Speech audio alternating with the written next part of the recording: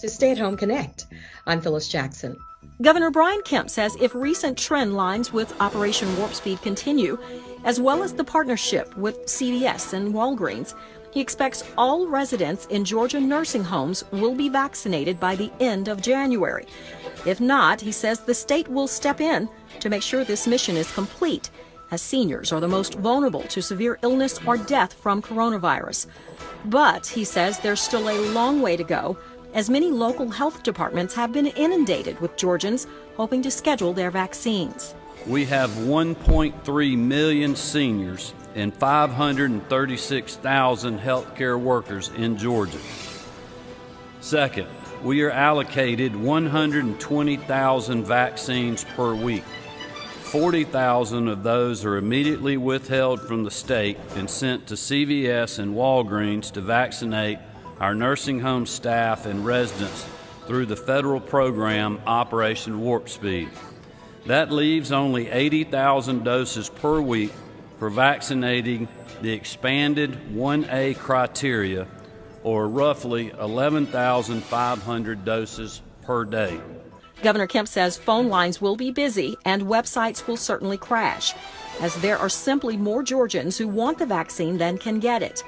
Governor Kemp says for providers that have signed a contract with the state and have been reserving doses, the state will take possession of those doses to ensure that vaccinations continue. He's urging Georgians to be patient. A quick glance at the websites of Fulton County and DeKalb County health departments asks the public for patience, as appointments for this week are currently filled. Phase 1 prioritizes the following eligible groups: healthcare workers, long-term care facility residents and staff, adults over the age of 65 and their caregivers, as well as first responders, law enforcement, and firefighters. If you're looking to get vaccinated, but you're not quite sure where to go, Georgia's Department of Public Health has set up a COVID-19 vaccine locator on its website.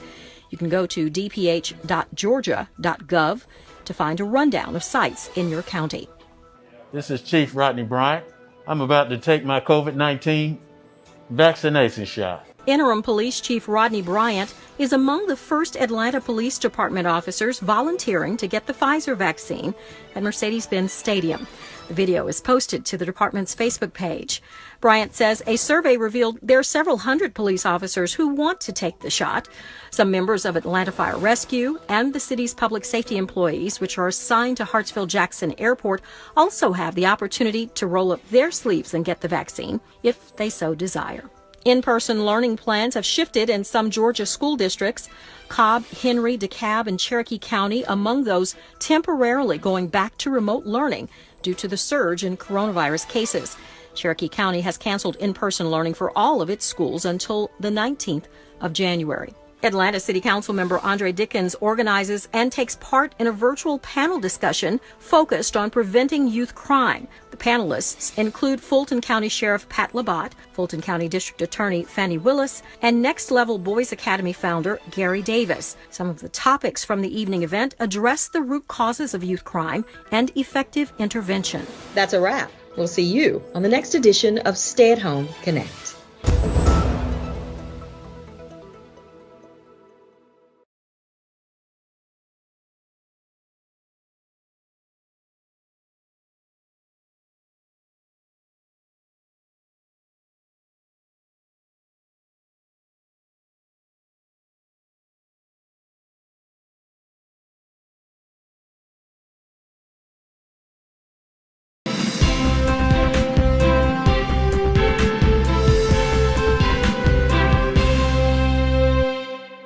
The Atlanta City Council adopts legislation ratifying the mayor's executive order directing the investment of $50 million in new bond funding to produce and preserve affordable housing in Atlanta. The order directs both the Chief Operating Officer and Chief Financial Officer to take actions necessary to request the issuance of the Series 2021 drawdown bonds in an aggregate principal amount not to exceed $50 million, and the authorization and pre-validation of additional bonds in the aggregate principal amount not to exceed $100 million. The council says yes to a resolution requesting all relevant city departments modify painted and printed icon signage denoting accessibility for persons with disabilities to show a more action-oriented representation of the disability community on public property. The council approves a resolution to create the City of Atlanta Enterprise Resource Planning Steering Committee to provide responsibility and oversight in improving performance and delivery of city services. For more recently approved legislation, please visit our website, citycouncil.atlantagA.gov. This has been your Atlanta City Council Legislative Minute.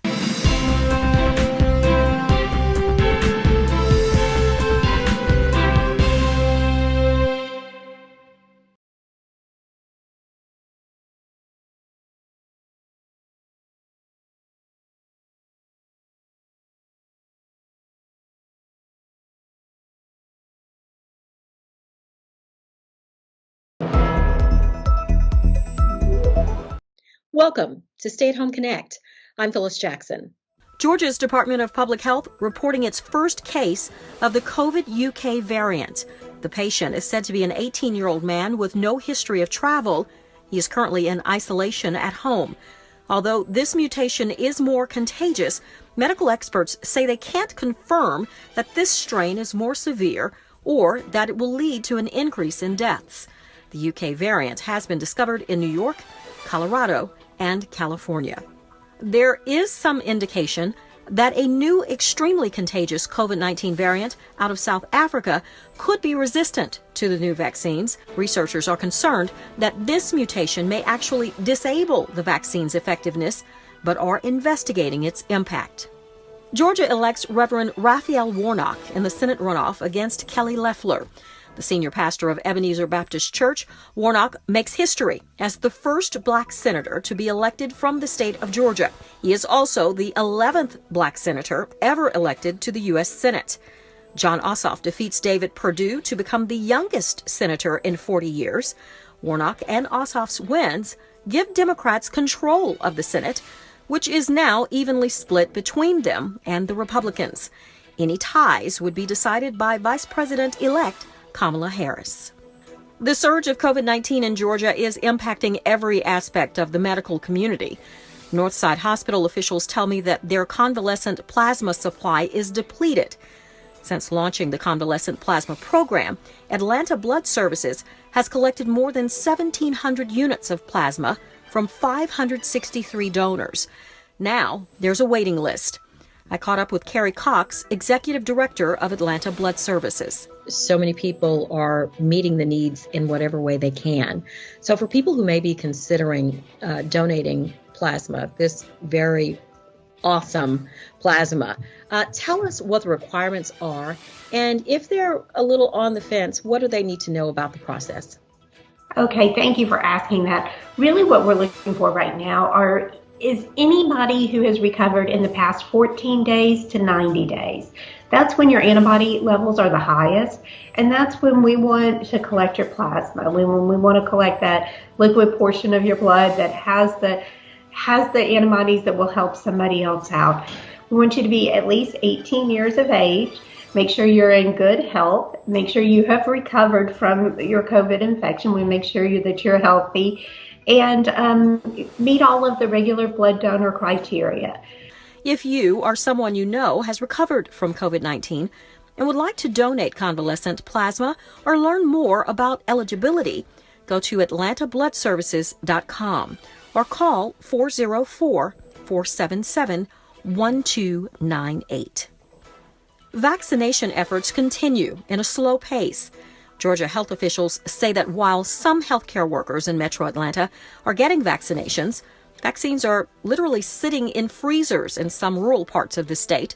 Public Health Director Dr. Kathleen Toomey says lack of adequate staffing and logistics seem to be playing a role in the problem. Doctors in Los Angeles County say COVID cases have quadrupled since November. They are struggling to maintain the proper amount of air pressure for adequate oxygen levels, and have even instructed paramedics not to transport patients with little chance of survival. Officials say someone is dying every 15 minutes in Los Angeles County. Atlanta City Council member Michael Bond joins with the Atlanta Police Department's Historical Society to honor APD officer Claude Monday, the first African-American APD officer killed in the line of duty back in 1961. The socially distanced ceremony was held at Lincoln Cemetery. Many of the people that he was charged with protecting probably wouldn't have sat next to him at a lunch counter, may have called him the N-word, but yet he had sworn an oath to protect those individuals and individuals from his own block, from his own community. And of course, he did not get the type of recognition at the time of his death. His family didn't get to honor him in the way that we honor our fallen police officers today. And so we want to recognize, one, how far we've come in our society since those segregated times, and then two, make sure that we're honoring those who do sacrifice everything on behalf of the greater good. COVID-19 impacting music's big night. The Grammys have been postponed due to the virus. Officials say they will have the big event on the 14th of March. We'll see you on the next episode of Stay at Home Connect.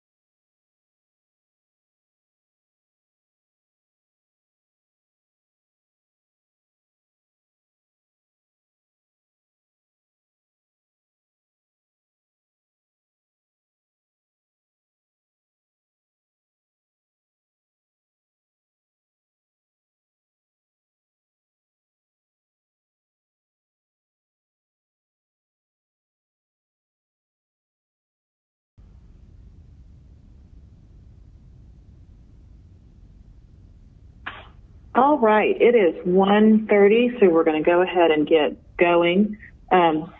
This is Jennifer Ide. I'm honored and happy to be serving as chair again this year of the Finance Executive Committee. Today is Wednesday, January 13th, 2021, and this is the regularly scheduled meeting of the Finance Executive Committee. I believe that I have online with me today Councilmember Matt Westmoreland, Councilmember Andre Dickens, Councilmember J.P. Matzegeit, who I understand is having a technical issue and will need to vote by voice. I have heard from Councilmember Madeline Archibald that she will be joining us around 2 o'clock, and I believe that Councilmember Joyce Shepard was delayed in getting to the meeting as well. And our final council member on this committee member is Howard Shook. Mr. Shook, are you with us today? Yes, ma'am. All right. I believe that is it. I don't think that our committee members changed, and then I think that we have Councilmember Antonio Brown with us today also to speak to a paper if we need him to do that. So I'm going to go ahead and call the meeting to order and ask Ms. Kempson Wright if you would read the remote meeting statement.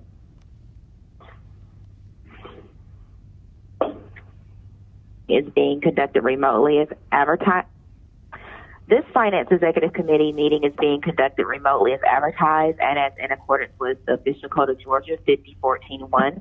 The meeting will be conducted in conformance with Robert's Rules of Order and the Rules of Council as authorized by the City Code. The public may access the meeting by the following conference bridge. Toll-free access 877-96743. Conference ID 831-599-1256, which was noted on the Friday, January 8th public meeting notice. The public may also view the meeting on Channel 26, citycouncilatlanta.ga.gov, or the Council's YouTube, Facebook, and Twitter pages via at ATL Council. All presentations are available on the Atlanta City Council Finance Executive Committee presentation page. The agenda was published and made available on Friday, January 8th via atlantacitydga.iqm2.com. Public comment was accepted between the hours of 4 p.m. and 7 p.m. on yesterday, Tuesday, January 12th. All persons present on the remote council meeting conference bridge are requested to mute your phones and speakers. Additionally, speakers must be acknowledged by the presiding officer prior to speaking. Each council member is requested to open your Outlook email and minimize the screen. Amendments, substitutes, and informational documents were distributed to council members earlier, and we thank you all in advance for your cooperation. Thank you, Ms. Kempson Wright. Before we adopt the agenda, we need to amend it. I dropped the ball at our last council meeting. Was supposed to read in the paper for the auditor's office that authorizes a special procurement for their electronic audit software, and I did not do that, so we're going to bring it into committee today if that's agreeable to everybody to amend the agenda to include that. Second. Okay. All right, thank you. Let's open the vote on amending the agenda.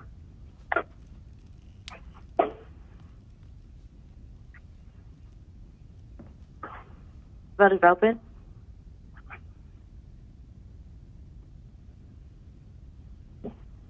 Councilmember Dickens is affirmative. I'm going to be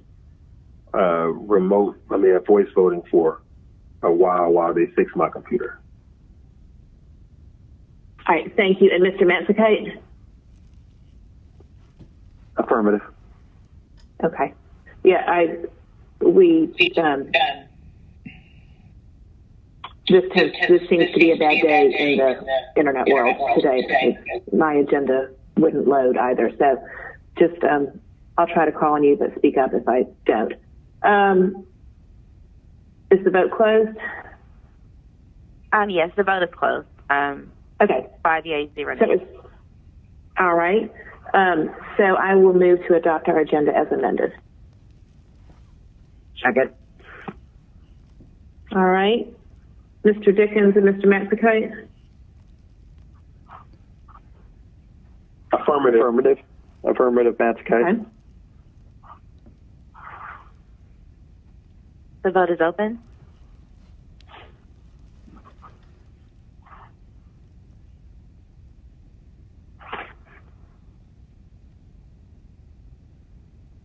All right, so that's 5 yeses, 0 no's. Thank you. Our agenda has been adopted as amended.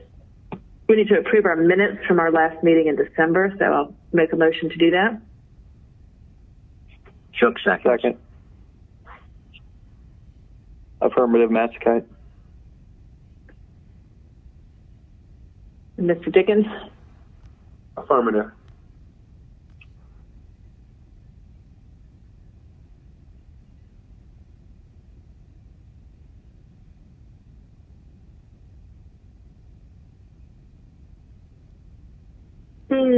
The system's saying it didn't carry, but I think we need to add a few votes in there.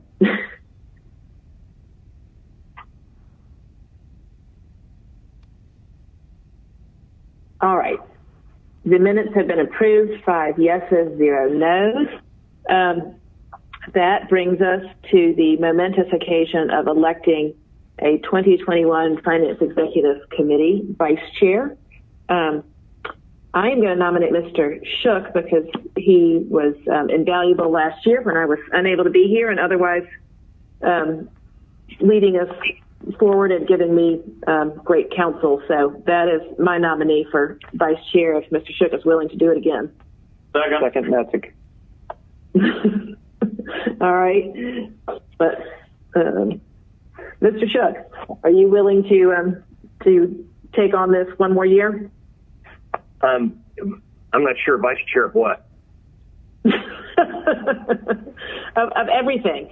No, Vice Chair of the Finance Executive Committee. Oh, yeah, sure. Thank you. Okay. Well, let's, Ms. Kempson-Wright, do we need to do an electronic vote on that, or can we do it by unanimous consent? We can do it by unanimous consent, I believe. We can prepare a vote though, just to make sure okay, we're consistent. One moment while we add an item.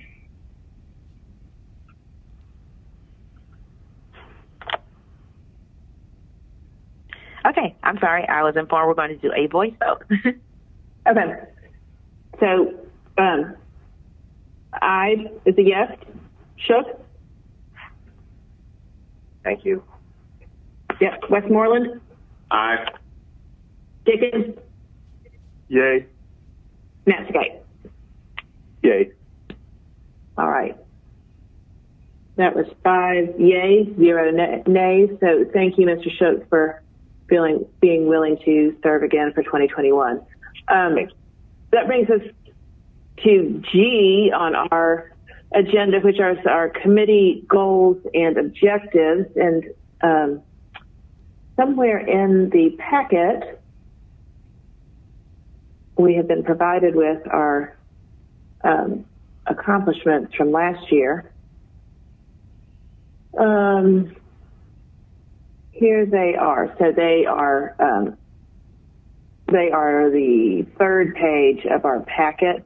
I'd ask everybody to, let's review last year's goals. Let's see what progress we made on them. And then maybe in 2 weeks' time, we can go through this and take anything off that's been completed, add anything new that needs to be done, and we will finalize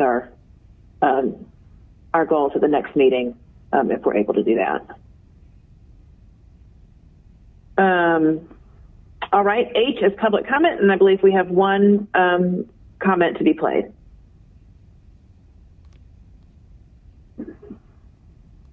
Greetings to you, committee members and staff, and special greetings to you, citizens and voters of Atlanta who have tuned into these proceedings and taking note of the degree to which public comments made by citizens are being honored or ignored. Dan Howard, Senior Advocate, Public Policy Analyst. NPU planning allows no committee reports, and especially no reports dealing with finance. So let's talk finance in PUR9. Let's talk about the money that's being discussed in relation to cameras and license plate readers in other parts of our city, but not in ours. Let's talk finance in PUR9. Let's talk about why NPUR allows no financial reports about Adams Park and the Adams Park Recreation Center. Let's talk finance in PUR9. Let's talk about why you will allow no financial reports about what is happening at the Cascade Nature Preserve. Let's talk finance in PUR9. Let's talk about the NPUR grant money, which was awarded to an Alfred White project, that same Alfred White who was one of the NPUR9. Let's talk finances in PUR9. Let's talk about the money that was given to Antonita Robertson to help protect people against the coronavirus. And let's talk about why so many masks were left over. And let's talk about how the rest of the money was used or not used. Let's talk finance in PUR9. Let's talk about the money that was given to the Women's Employment Opportunity Project and Sherry Williams, which was not even held within the NPUR boundaries. Let's talk finance, NPUR 9. Let's talk about the municipal option sales tax and how businesses voted to pay taxes of 1% of what they spend on it, so that the $4 billion Atlanta Watershed Management Program might one day be resolved. Let's talk finance, NPUR 9. Let's talk about why Ricardo Jacobs gives no report on the Invest in Southwest Atlanta program and why he gives no reports about the Campbellton Road Tax Allocation District. He took a month-long vacation in June of 2020 and another month-long vacation in December of 2020. Let's talk finance in 2021 for NPUR 9 on behalf of the citizens of NPUR. Let's talk Antonita Robinson, Corbin Clare, Ricardo Jacobs, Albert White, Lynette L. Scott, Allison Hathaway, Sherry Williams, and you NPUR 9 cohorts and supporters. Let's talk finance.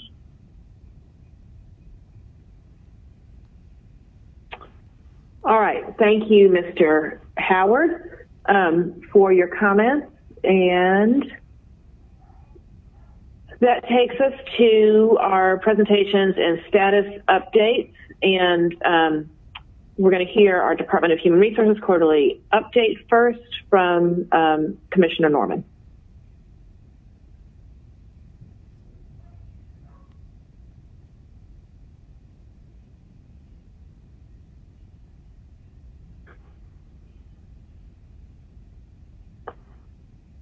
Is Commissioner Norman or some? Oh, yes. Hello. Good afternoon, council members.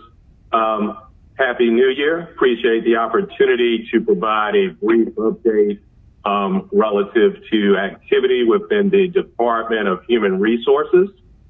So as we move into the presentation, we can go to page 3 of the presentation, which will give you an overview of those topics that we will touch upon today. The first topic that I'd like to touch on this afternoon is Resolution 20R 4511. We can move to page 4, which addresses Resolution 20R 4511. Back in November of 2020, Resolution 20R 4511 was adopted by the Atlanta City Council, wherein a request was made that Human Resources work with all of the city departments to develop a preliminary plan that would outline opportunities for eligible City of Atlanta employees to work remotely post the COVID-19 pandemic, and that as part of that work that we can come back and provide an overview of that plan to the Finance Executive Committee. We can go to slide 5. And so, obviously, as part of this ongoing pandemic, the administration has been deeply concerned about maintaining the safety and health and welfare of our employee workforce. So in coordination with the city's 5-phase reopening plan, we have continued to work on that return to work strategy. Internally, there was developed a committee that consisted of HR, law, AIM, as well as members of the mayor's office to make sure that we did ensure that we had appropriate policies in place relative to return to work and offering telework opportunities as part of our future return. Can go to the next slide. And so as part of those reopening plans, we did want to make sure that we did review existing telework options and to make sure that we formalized those respective policies and procedures to ensure that we had consistency and clear line of sight for those opportunities once we do reach a phase where we do have non-mission critical staff available to return to the physical workspace. We can go to slide 7. So as part of that collective internal group, we focused our efforts on making sure that we developed an acceptable telework policy.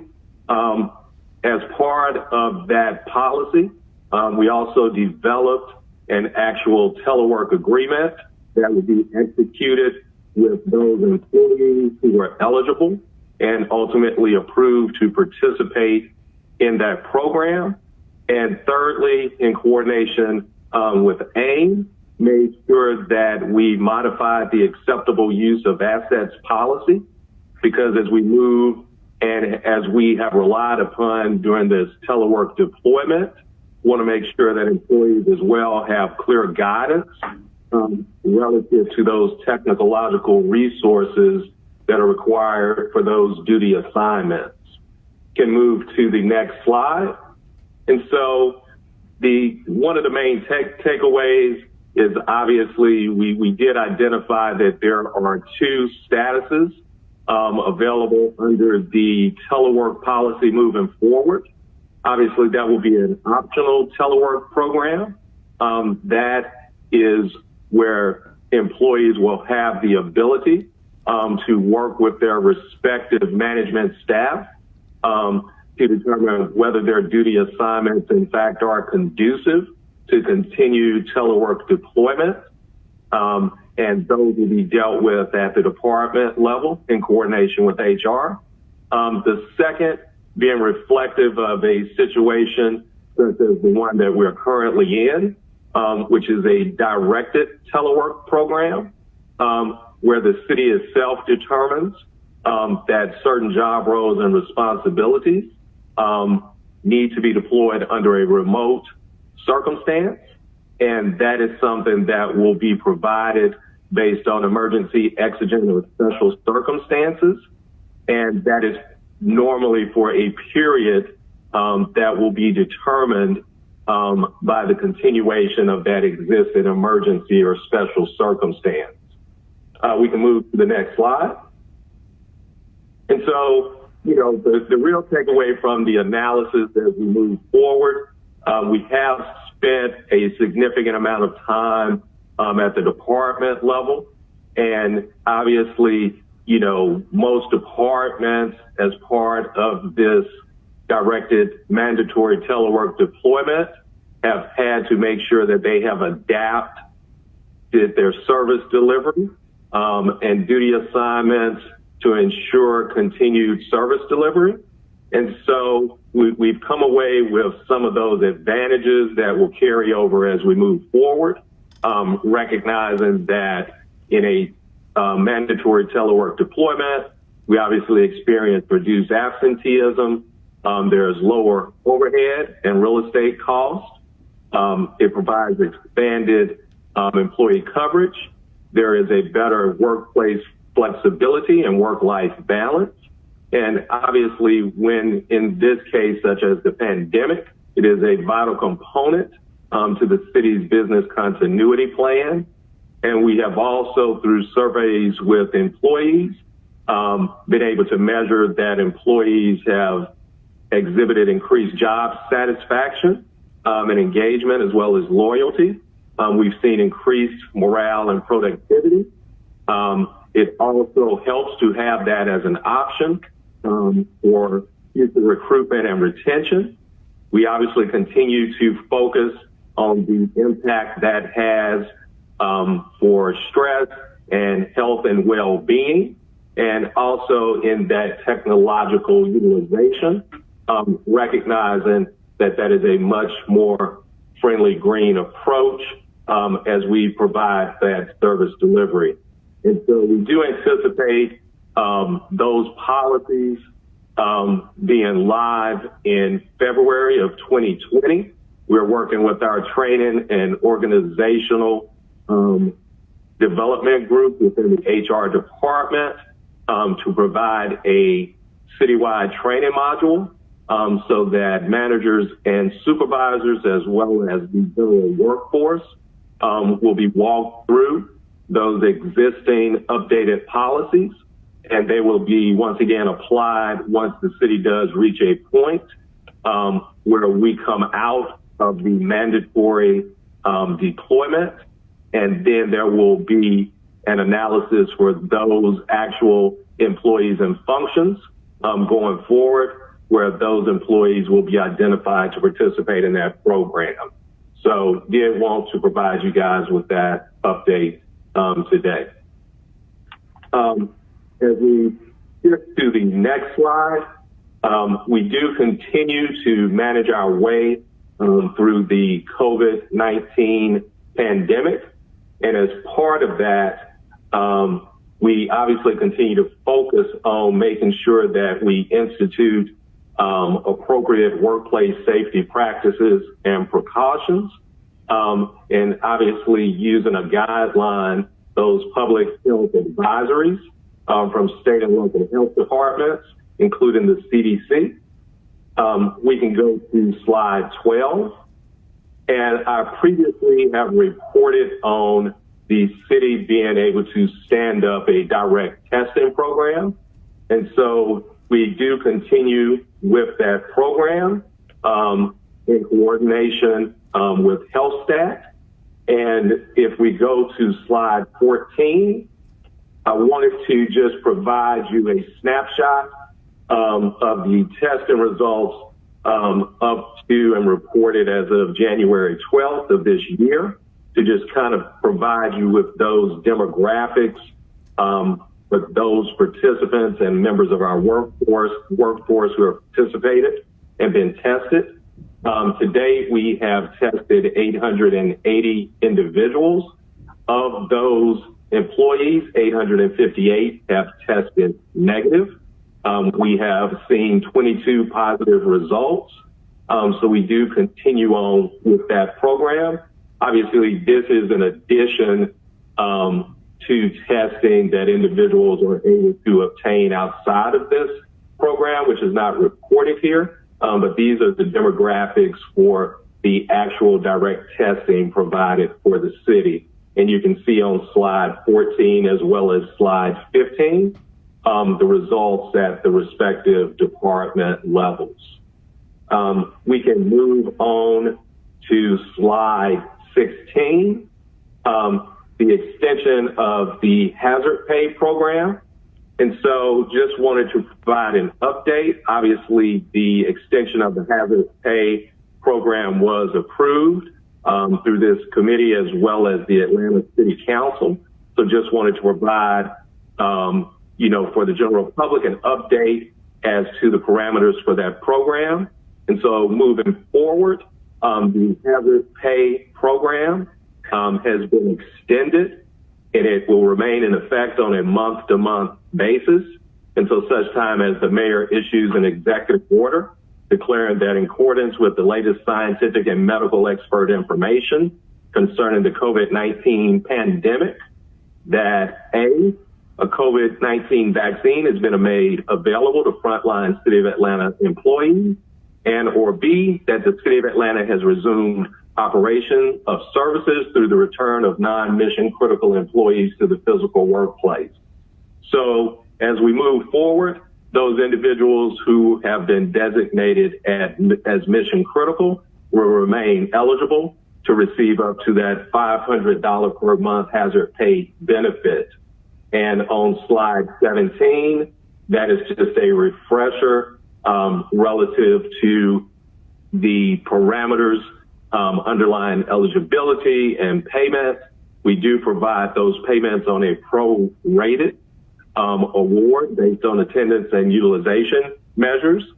And importantly, for those hours that were accrued under the previous hazard pay compensatory program, those hours do not expire. And at the time of separation from the city, employees do remain eligible to cash out a fourth of that accrued hazard pay compensatory time. We can move to slide 18. Just wanted to note for you a couple of highlights from the previous quarter. We obviously moved forward with successful completion of the city's benefits open enrollment process.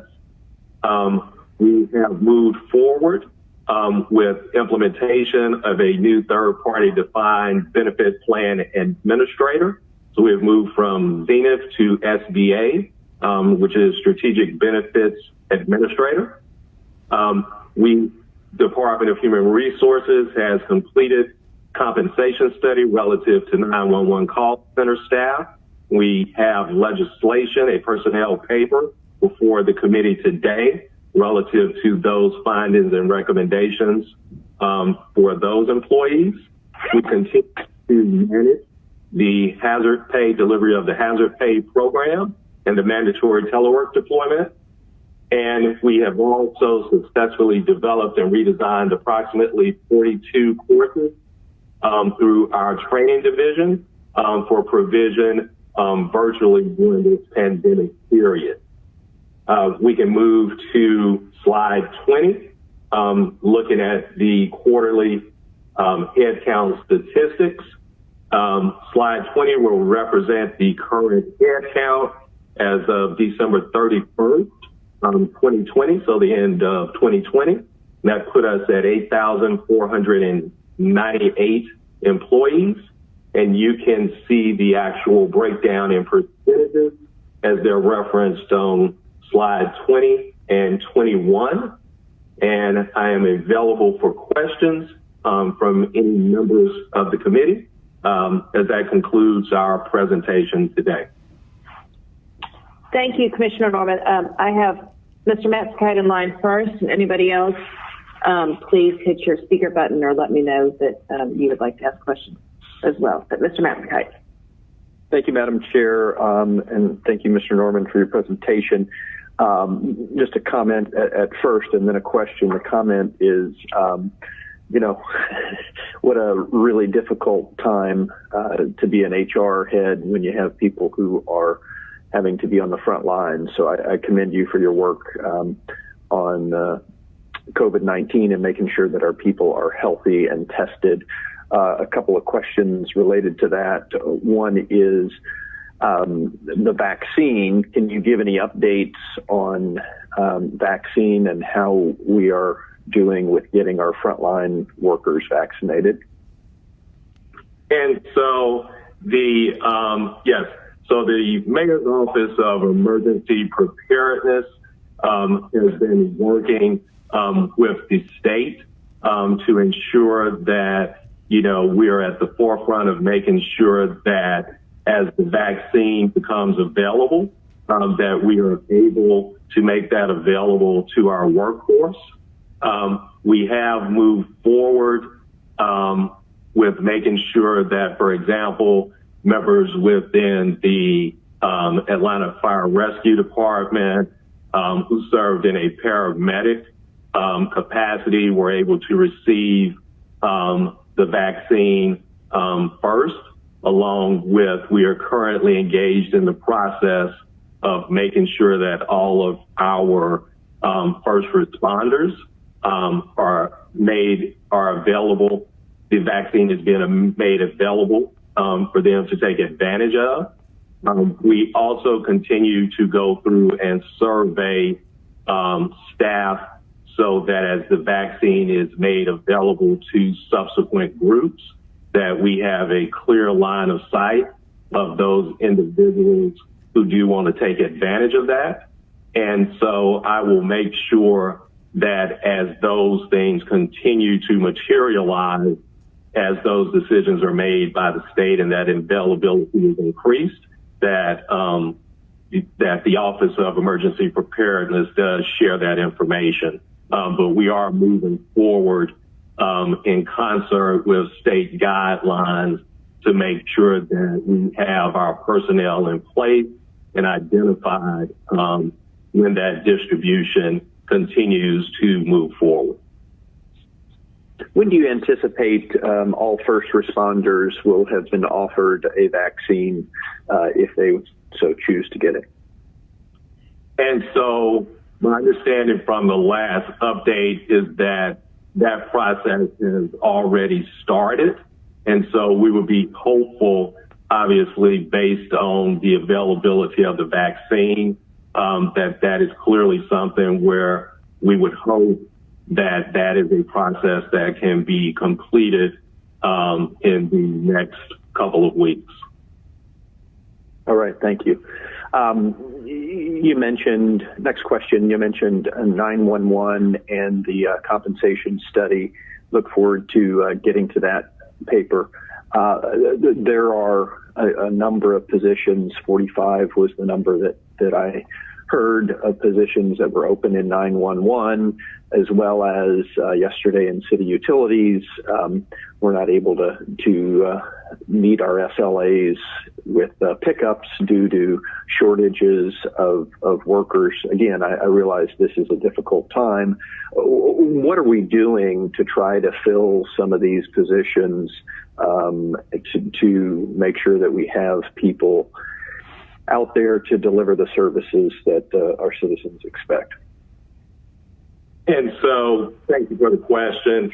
As we do continue through this pandemic period, we have continued to actively recruit individuals for those positions where we have seen vacancies as well as some attrition within those respective divisions. We still have engaged in job fairs during this pandemic period. We do continue to onboard individuals.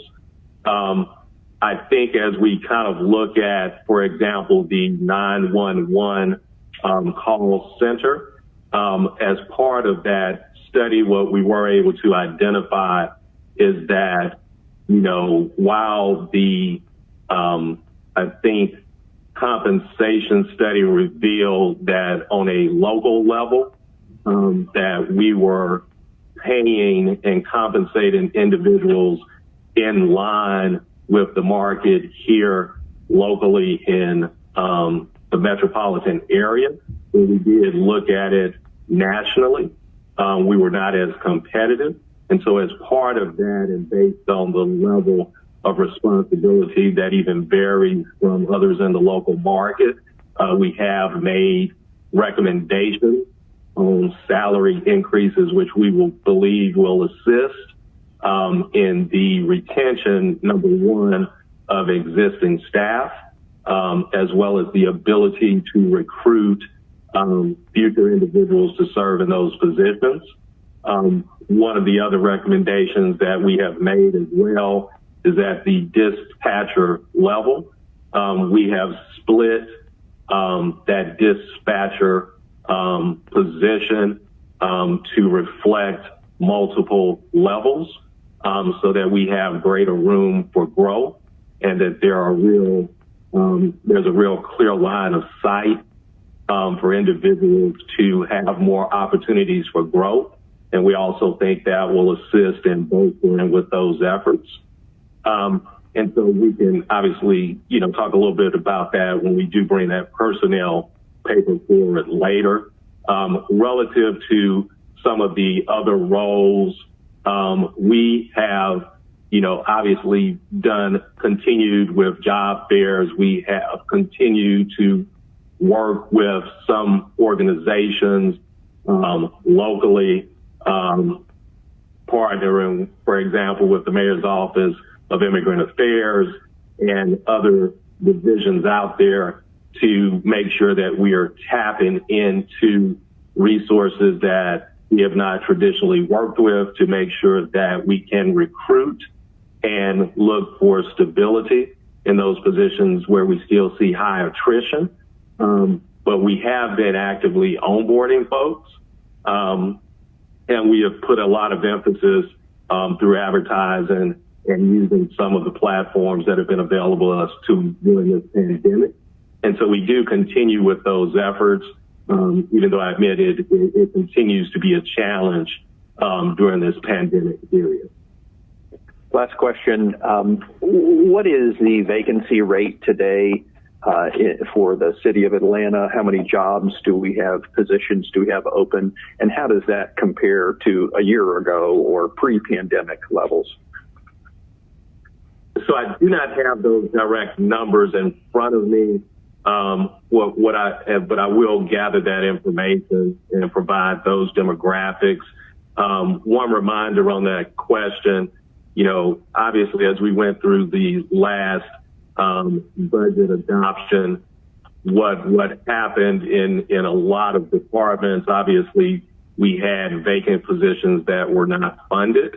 And one of the corollaries there is, as we have continued to move forward in the approximately last 2 years, subsequent to the creation of the Vacancy Review Board, we continue to, mesh the approval for hiring in the respective departments on a weekly basis through that platform to ensure that those positions that are being filled do have the appropriate funding associated with them.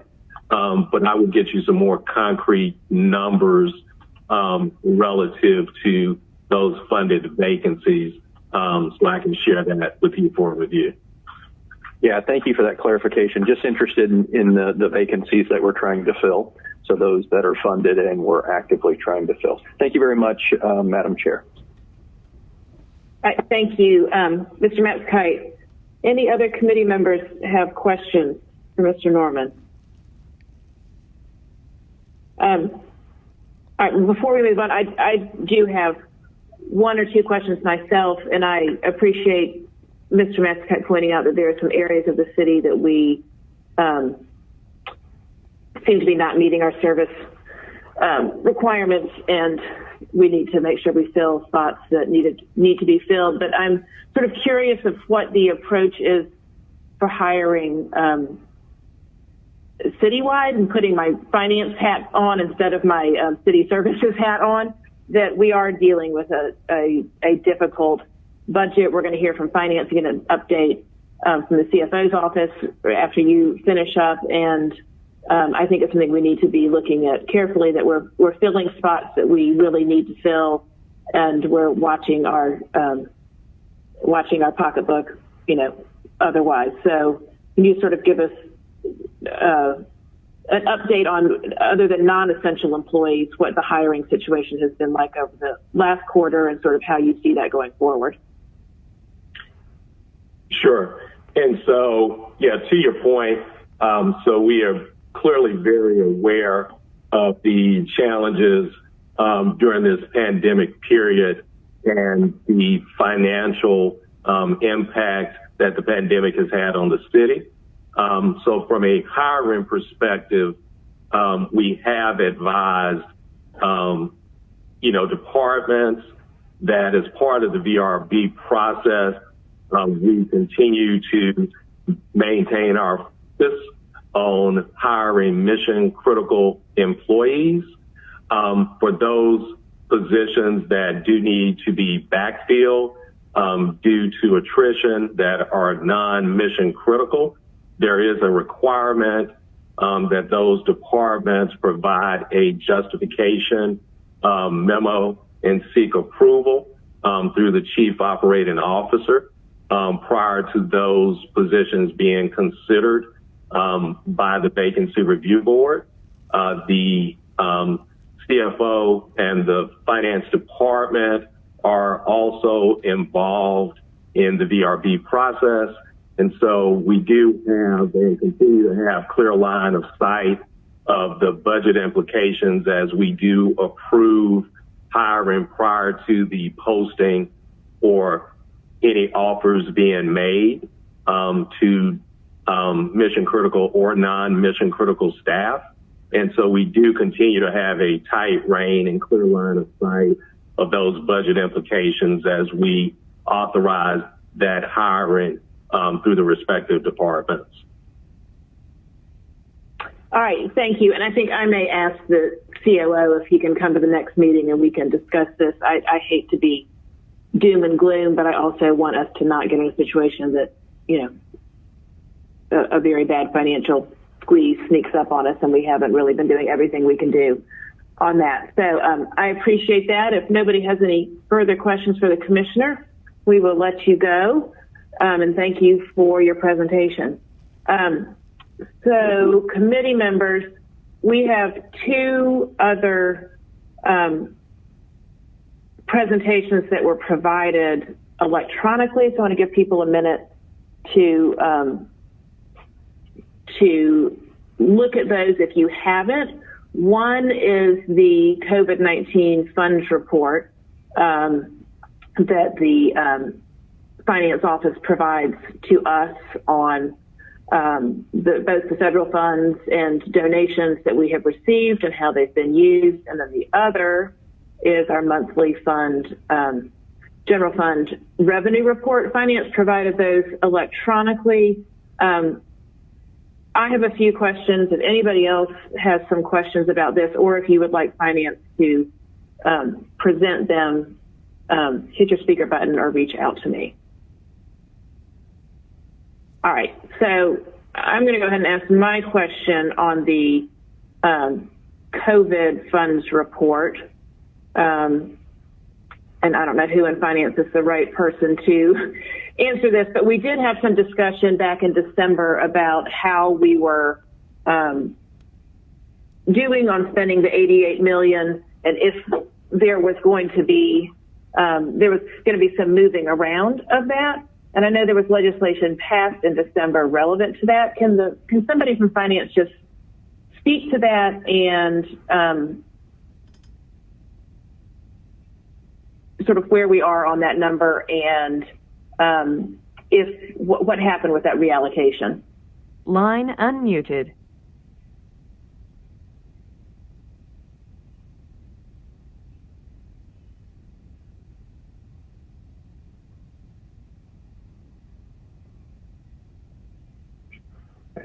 This is CFO Counsel. Let me let Jerry DeLoach.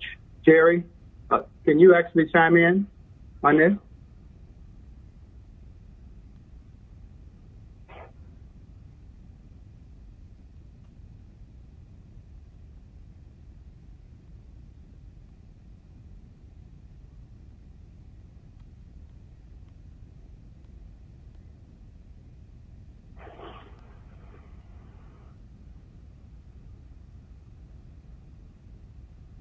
Jerry, are you on?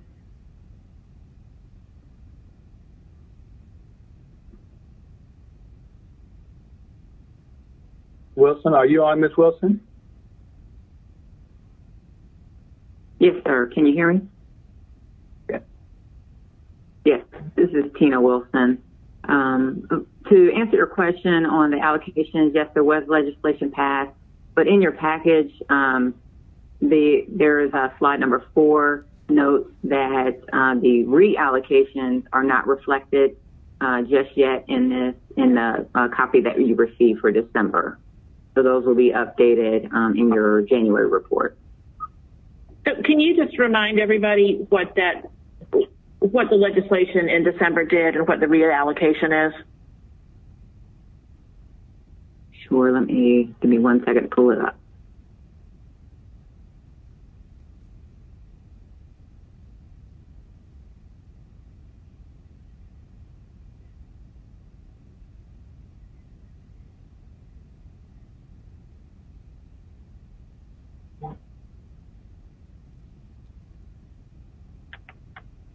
Okay, the reallocations had a transfer for AIM for about $350,000. For the homeless population, which was a decrease. It was an increase of $657,000 for AIM for teleworking capabilities. There was a decrease of $1.4 million for medical expenses related to COVID testing. There was a decrease for the economic support for consumer grant of $7 million and a decrease of $117,000 for public health expenses for PPE and a decrease of $800,000 for COVID related expenses related to what we collectively put in for matching funds and consulting services. The bulk of the increase was $9 million. That was for payroll expenses related to public safety. So no change net overall. It was zero, but there was some reshuffling of dollars. There is an exhibit in 20-1730. Okay, I am looking at that. And so essentially, I believe what the purpose of this was areas where we had allocated money. We didn't think we could spend it by the end of the year. We did this reallocation that most of the reallocation went to cover the additional payroll expenses, which were eligible under CARES, but we had greater expenses than what our original allocation had been. Is that an accurate summary? That's a fair statement. Yes, there were there were expenses that we wanted to make sure were covered by the end of the year because we had not yet received word about an extension, and so in order to so that we had the expense covered, we did the reallocation. Okay, so is this what we're going to stay at? Is this the final allocation, or are we again reallocating any of this money back because we have more time to spend it? That's what I wanted to get some clarity on. There is discussion about reallocating, especially since we have now since received the extension to December 31st, 2021, as well as some additional funding for rental assistance.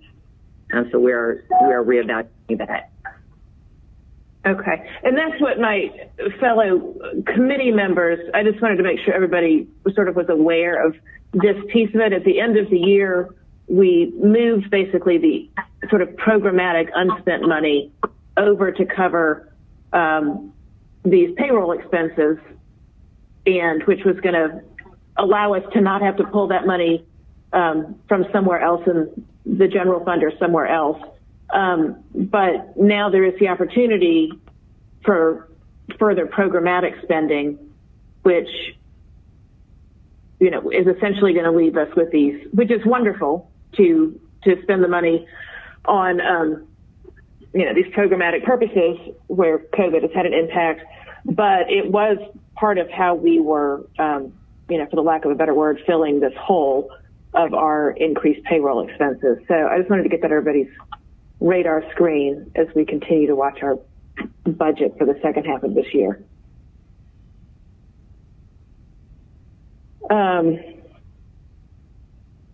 Well, that was my COVID question. I don't know if anybody else has any questions on that use of funds and where we are on that. And Chair, it's Matt. Can I ask one question? Yeah. On the property tax front, when it's all said and done, do we expect that $5 million gap to go down to zero, or do we actually expect to be in the red on property taxes? So you moved over to the second presentation. Oh, my bad. Yeah, you're right. But Okay. Just so people are looking at the right document. So this is on the 3-pager. Yeah.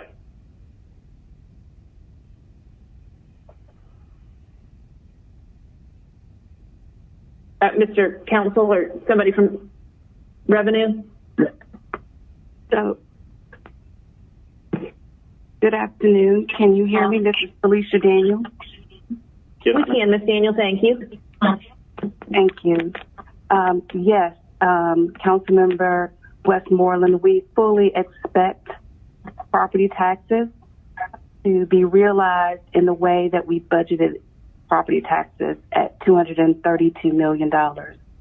We still are receiving collections on a weekly basis. The revenue smoothing effect that I spoke of a few months ago has started to show itself here. And if you recall last month, the month of October, the variance between projections and actuals was somewhere close to $150 million, and this month, or in the month of November, it's $5 million.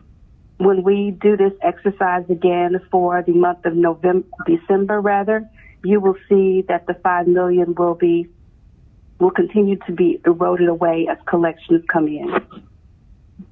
So there's no worries here as far as revenue is concerned, and through all of the analysis and economic forecasts that we're expecting, property taxes will not be jeopardized in any way in this year's budget. Okay, that is helpful. Thank you.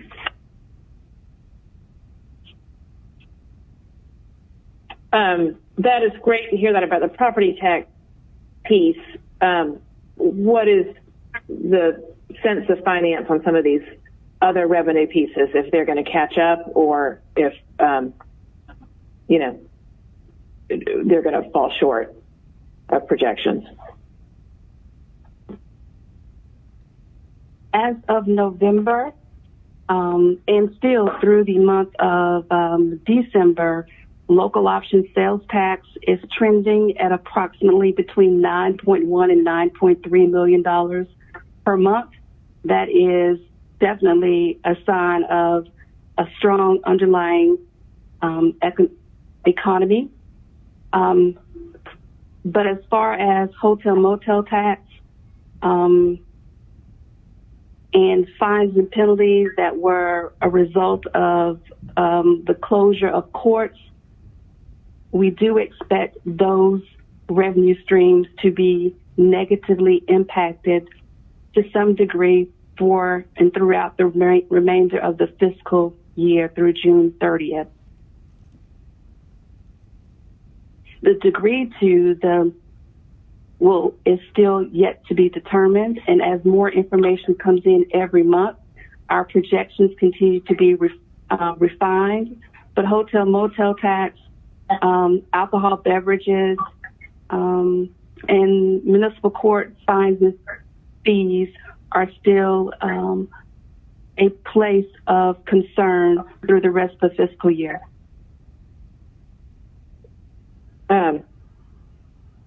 Okay, which relates, back to my question about the reallocation of the CARES funding, because, we can't wait until we're just run over by the truck here on, expenses being up and revenue being down on how we're going to finish this year out. And so it's giving me a lot of anxiety. I don't know, when we've been watching things, and I get it on the property taxes, it's going to catch up, but some of these items that we think that we're not, I'd just really like to hear a clear plan from finance and the administration for the departments of how we're handling that, and particularly if we're going to move that $9 million or some portion of that back out to programmatic expenses, how we're filling the gap. Yes, Madam Chair, can you hear me? Yes, I can. Okay, so, there are a few glimmers of hope here. One is the introduction of yet another stimulus package that may come out of the new administration. Okay, there's been a push by that administration to include a lot of state and local funding, to try to supplant some of the lost revenues that local municipalities have actually been experiencing. But we've also seen from Goldman, that the GDP actually may start to sort of turn around in the second quarter of this calendar year. So, and I think that would probably be more effective, with some of the consumer revenue line items, again, mostly sales tax. So, there's an opportunity that we can actually offset some of these, with an increase based on the projected GDP, but also with the possibility of actually having funding coming from the next stimulus. I know that that's sort of up in the air right now, but there seems to be some level of momentum around that, with them feeling pretty confident that they've actually now command both houses of Congress. So, but we will actually be able to provide you guys with that. We're actually starting our projection for next year, but we're also taking a look at the rest of this fiscal year, using the same model that we deployed last year. We've already had our conversations with Deloitte, and plus we've actually talked to the Georgia State as well as University of Georgia in terms of just what their projections will be. And I think, the combination of that, I'm interested to actually see. But our eyes are on what's going on, and we will be looking to see just what adjustments we need to make on both sides of the equation, revenue as well as expenses. All right. I believe Mr. COO Keene is trying to get on the line. Has Ms. Kempson, right? Have we figured that out yet, how to get him off mute? 1 second. Sure, he's on. Okay. Thanks for joining us, Mr. Keene. No problem. John Keene, Chief Operating Officer.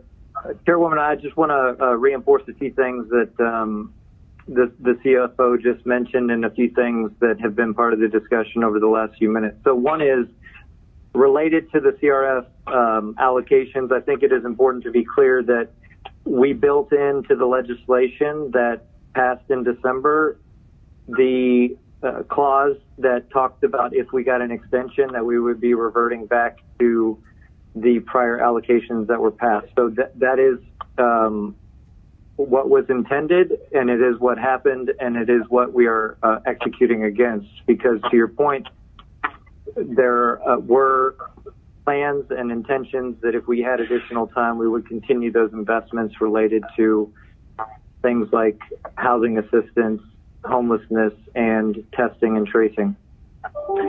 We did also... Okay, well, that's really helpful because, so I just want to understand, I thought that basically that legislation, you all put sort of an automatic reversion in there. And so that $9 million that went into the payroll cost is being pulled out to go back to the programmatic expenses? That is correct. Or some portion of it?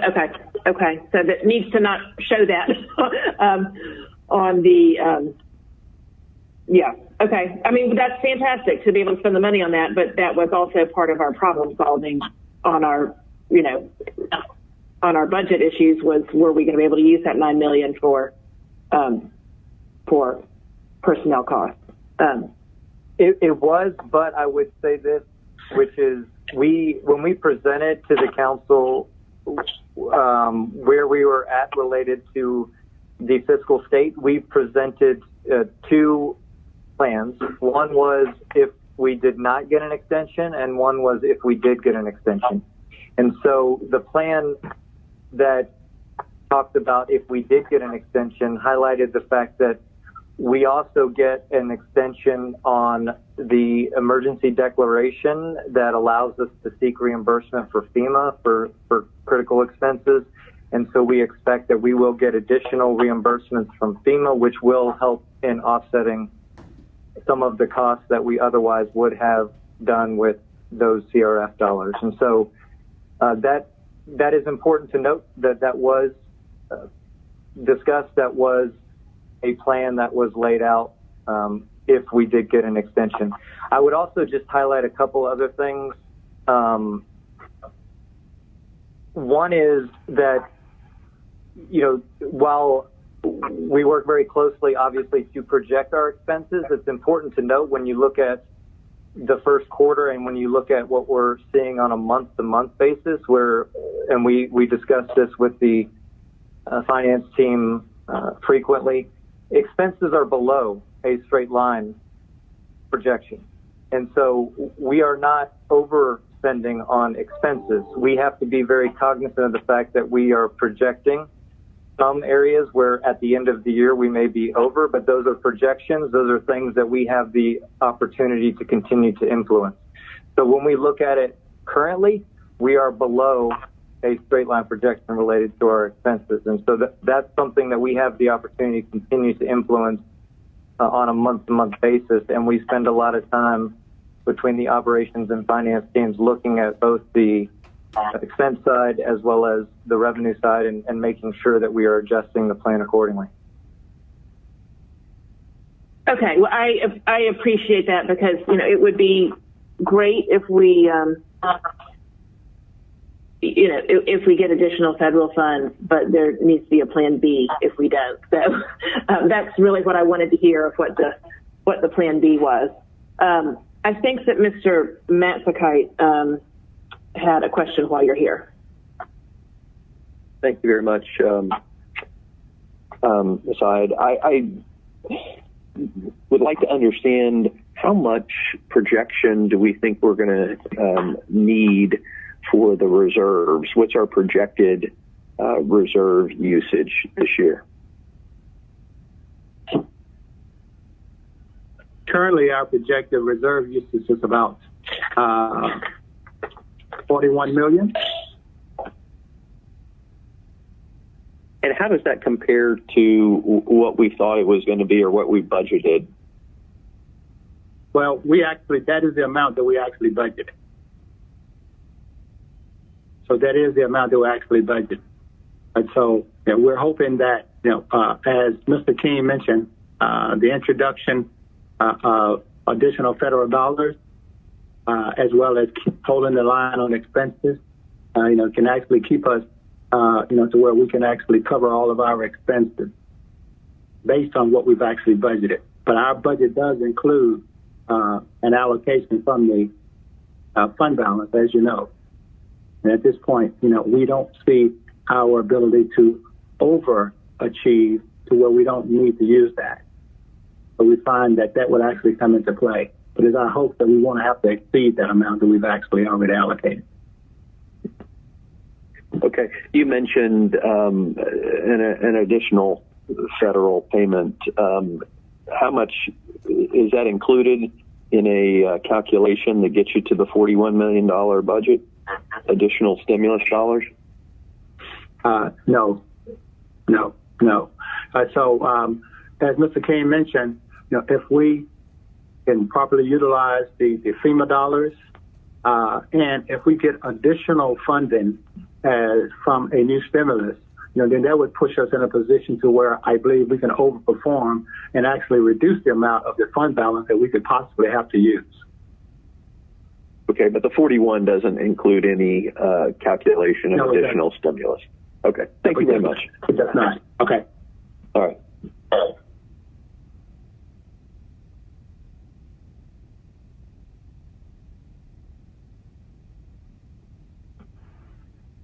Sorry, I put myself on mute. Does anybody else have any questions for Mr. Keene or Mr. Counsel while we have him here? All right. Well, thank you then for the presentations, and we are going to move on our agenda to section J, which is communications. Item number 1 is 21C0003, a communication from Mayor Keisha Lance Bottoms appointing Councilor Cleta Winslow to serve as a member of the Atlanta Sister Cities Commission on behalf of the City of Atlanta. This appointment is for a term of 3 years. Move approval. And, all right, it's a motion by Westmoreland. Shook, second. For future consideration, should we consider relabeling this the Sibling Cities Commission? We will form a committee to make that decision, Mr. Shook. All right, let's open the vote on appointing our colleague, Cleta Winslow, to the Atlanta Sister Cities, or possibly renamed Sibling Cities Commission.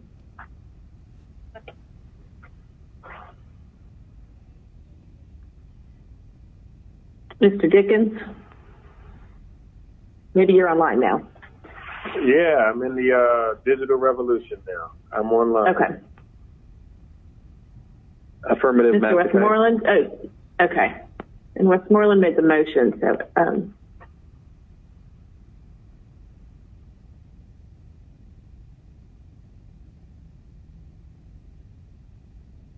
all right, that item was favorable, 5 yeses, 0 noes. Will take us to our consent agenda, and Ms. Kempson Wright, would you be so kind to read our items, our ordinances for first read? Item number 21008. Whoop. I'm not sure.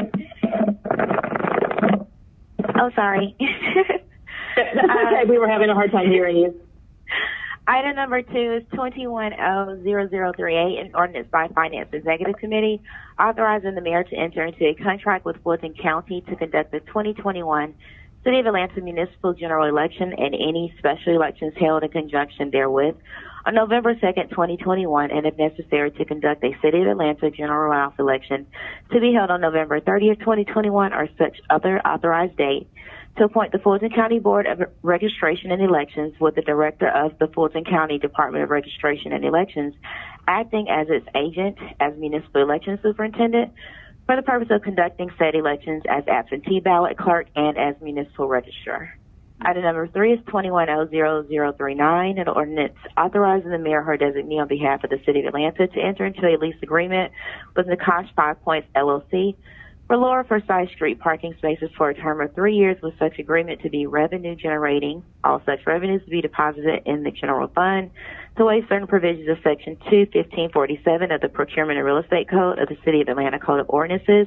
Item number 4 is 2100040, an ordinance by Finance Executive Committee authorizing the mayor or her designee on behalf of the City of Atlanta to execute a second amendment to a sublease agreement with Parking Company of America Incorporated, a Georgia corporation, for the purpose of extending the term and modifying the rent for parking spaces at 146-150 Peachtree Street, Atlanta, Georgia, for use by the Department of City Planning for an additional period of 5 years, commencing retroactively on October 1st, 2020, and ending on September 30th, 2025, at a monthly rent of $3,103.12, with an annual escalation of 3% beginning at the third year of the term, waiving Article 10, Section 21546 of the Procurement Code, authorizing expenditures to be charged and paid from the accounts listed. Item number 5 is 2100041, an ordinance authorizing the mayor or her designee on behalf of the City of Atlanta to execute a lease agreement with Fulton County for the lease of approximately 5,237 rentable square feet of office space located at J.C. Verdine Neighborhood Service Center, 215 Lakewood Way, Southeast Atlanta, Georgia, for use as a senior center for a term of 3 years at a base rental rate of $11.00 per square foot, waiving Section 21546. All amounts to be deposited and paid from account numbers listed. Item number 6 is 2100042, an ordinance waiving the competitive source selection requirements contained in Article 10 of the Procurement and Real Estate Code, and authorizing the mayor or her designee on behalf of the City of Atlanta to enter into agreements with performers, artists, media outlets, and sponsors for the 2021 Atlanta Jazz Festival in Atlanta, and allowing the Mayor's Office of Cultural Affairs to charge admission fees for select events at the festival, and directing that all Jazz Festival revenues and expenses be deposited and expended from the accounts listed below. Item number 7 is 2100043, an ordinance on behalf of the Department of Parks and Recreation authorizing the Chief Financial Officer to amend the fiscal year 2020 Park Impact Fee Fund budget by transferring remaining balances from and to the accounts as listed in Exhibit A for the purpose of unrestricting amounts from various projects to be utilized for future projects. Item number 8 is 2100044. It's an ordinance authorizing the mayor on behalf of the City of Atlanta to execute a second amendment to the sublease agreement with Parking Company of America Incorporated, a Georgia corporation, for the purpose of extending the term and modifying the rent for parking spaces at 154 through 166 Peachtree Street, together with the unimproved rear portion of the property commonly known as 152 Peachtree Street, Atlanta, Georgia, for use by the Department of City Planning for an additional period of 5 years, commencing retroactively on October 1st, 2020, and ending on September 30th, 2025, at a monthly rate of $7,081.51, with an annual escalation of 3% beginning at the third year of the term, waiving Article 10, Section 21546 of the Procurement Code. And item number 9 is 2100045, an ordinance by Finance Executive Committee authorizing the mayor or her designee to execute all documents necessary to donate approximately .006 acres of land located at 1203 Lee Street, Fire Station 14, land lots 119 and 120 of District 14 of Fulton County, Georgia, to Georgia Department of Transportation for its Traffic Operations Improvement Project and for other purposes. All right, thank you so much. So those 8 items will run their course to our full council next Tuesday and then come back to us for our consideration 2 weeks from then, 2 weeks from today. All right, before we move into our ordinance of second read, if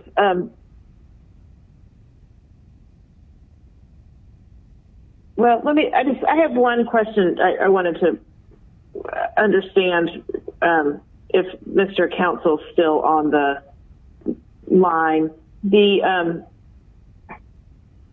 You said it was $41 million that we built our budget on pulling from reserves, and I don't know why I'd always had the $37 million. I think that was what was in the original proposed, the original budget book that we got. Yeah. But Yes, that's correct. But then we actually pulled another $7 million for planning. So within our fund balance, there is a building fund. Okay, that is actually relegated. Yeah, and so there was legislation that was introduced to pull $7 million for activity around their building permit function. Okay, so we were able to pull from that reserve, but that had to be for that. That had to go towards building planning purposes. Exactly okay, gotcha. Okay. And then we decreased from the general fund reserve. Then that would have left what, a $34 million? 34. Good. You're absolutely correct. Okay. All right. I just wanted to make sure I got those numbers straight. Yeah. All right. Thank you. All right. So moving on to section L, ordinances for second read. Item number 10 is 20-1768, an ordinance by Councilmember Cleta Winslow authorizing the transfer of $41,000 from the District 4 carry forward account to the Department of Transportation for replacement of streetlights in historic West End and for other purposes. And I understand that Councilmember Winslow would like this to be held in committee, so that will be my motion. Shook seconds. All right, let's open the vote.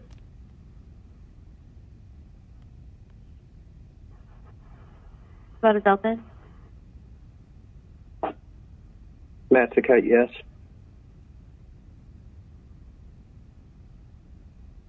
Dickens, yes. Mr. Dickens, I thought you had joined the electronic world. Going back to the 90s. It was just for a limited time only, it seemed. It was brief. Okay. All right.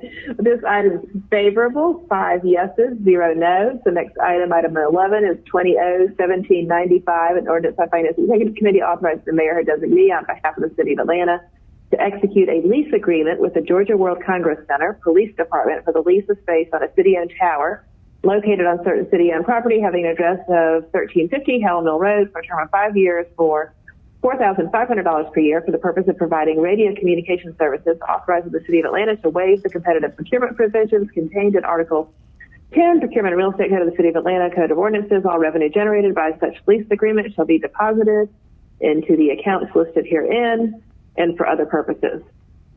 So I will make a motion to approve. Second, Shook. All right, let's open the vote. Oh, and I think I said that the Ms. Winslow's paper was approved. It was held, was what the motion had been. All right, let's open the vote on item number 11. The vote is open. Yes, Matsakite.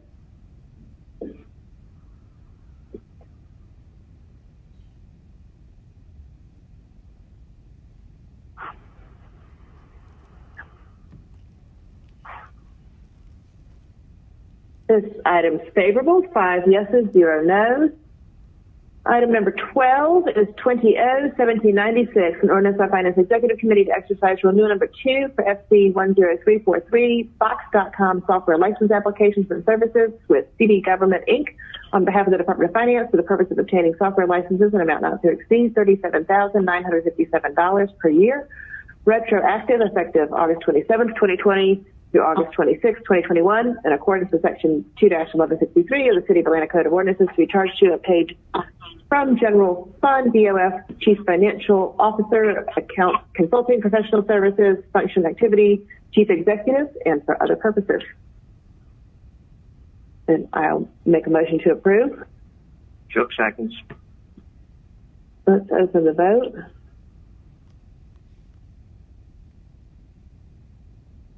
Vote is open. Advocate, yes.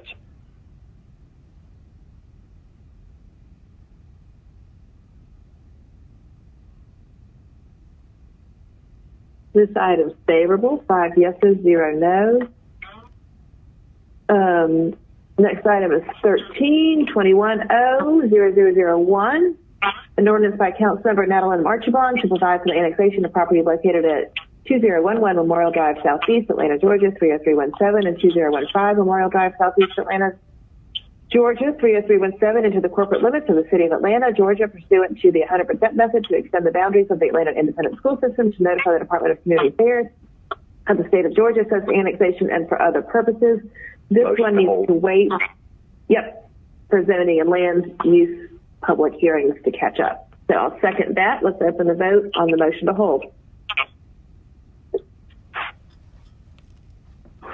The vote is open. Advocate, yes.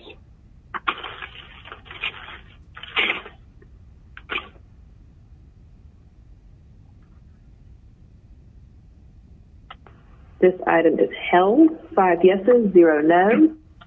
Next item, 14-20-0005, an ordinance by Councilmember Natalie Archibald to amend the procedures for appeals of service pension and disability pension awards and denials set forth in Part 1, Subpart B, Chapter 6, Article 2, Division 2, Section 6142 of the Code of Ordinances,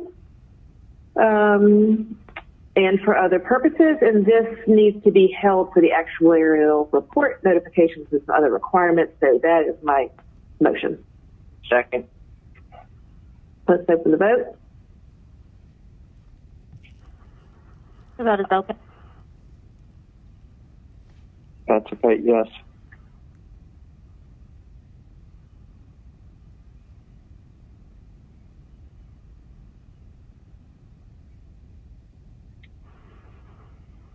All right, 5 yeses, 0 noes. This item also will remain held in committee. I'm going to do a series of council office papers that we're going to take 15 and then 18 through 23 together. So 15 is 21-0-0006, an ordinance by Councilmember Marcy Collier Overstreet authorizing the transfer of $25,000 from the District 11 carry forward account to the District 11 expense account to continue serving the Atlanta community for the public good and for other purposes. Jumping down to 18 is 21-0010, an ordinance by Councilor Dustin R. Hillis authorizing a donation amount not to exceed $1,000 from the Council District 9 carry forward account to Park Pride on behalf of the Friends of the Atlanta Waterworks to create a playground within the Waterworks Park and for other purposes. Item number 19 is 21-0011, an ordinance by Councilor Matt Westmoreland authorizing a donation in an amount not to exceed $25,000 from the Post 2 at Large carry forward account to the Atlanta Police Foundation to support the expansion of youth development programming in Atlanta's At Promise centers and for other purposes. Item number 20 is 21-0013, an ordinance by Councilor Matt Westmoreland authorizing a donation in an amount not to exceed $1,000 from the Post 2 at Large carry forward account to Leap Year to improve college success and childhood literacy results in Atlanta and for other purposes. Item number 23 is 21-0014, an ordinance by Councilors Howard Shook and Matt Westmoreland authorizing a donation amount not to exceed $1,000 from the District 7 carry forward account and $1,150 from the Post 2 at Large carry forward account to the Blue Heron Nature Preserve and for other purposes. Item 22 is 21-0021, an ordinance by Councilmember J.P. Masterkite authorizing a donation an amount not to exceed $50,000 from the Council District 8 carry forward account to the Atlanta Police Foundation to assist the Buckhead Security Plan and for other purposes. Item 23 is 21-0022, an ordinance by Councilmember J.P. Masterkite authorizing a donation in an amount not to exceed $38,000 from the Council District 8 account to the Loring Heights Neighborhood Association to assist in improvement of the tenured CSO and for other purposes. And so I'm going to make a motion to approve those. Yep, second by Shook. 7 papers, I think. Okay, seconded by Shook.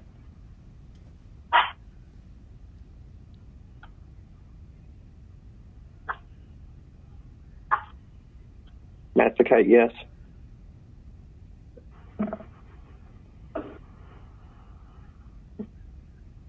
The vote is open.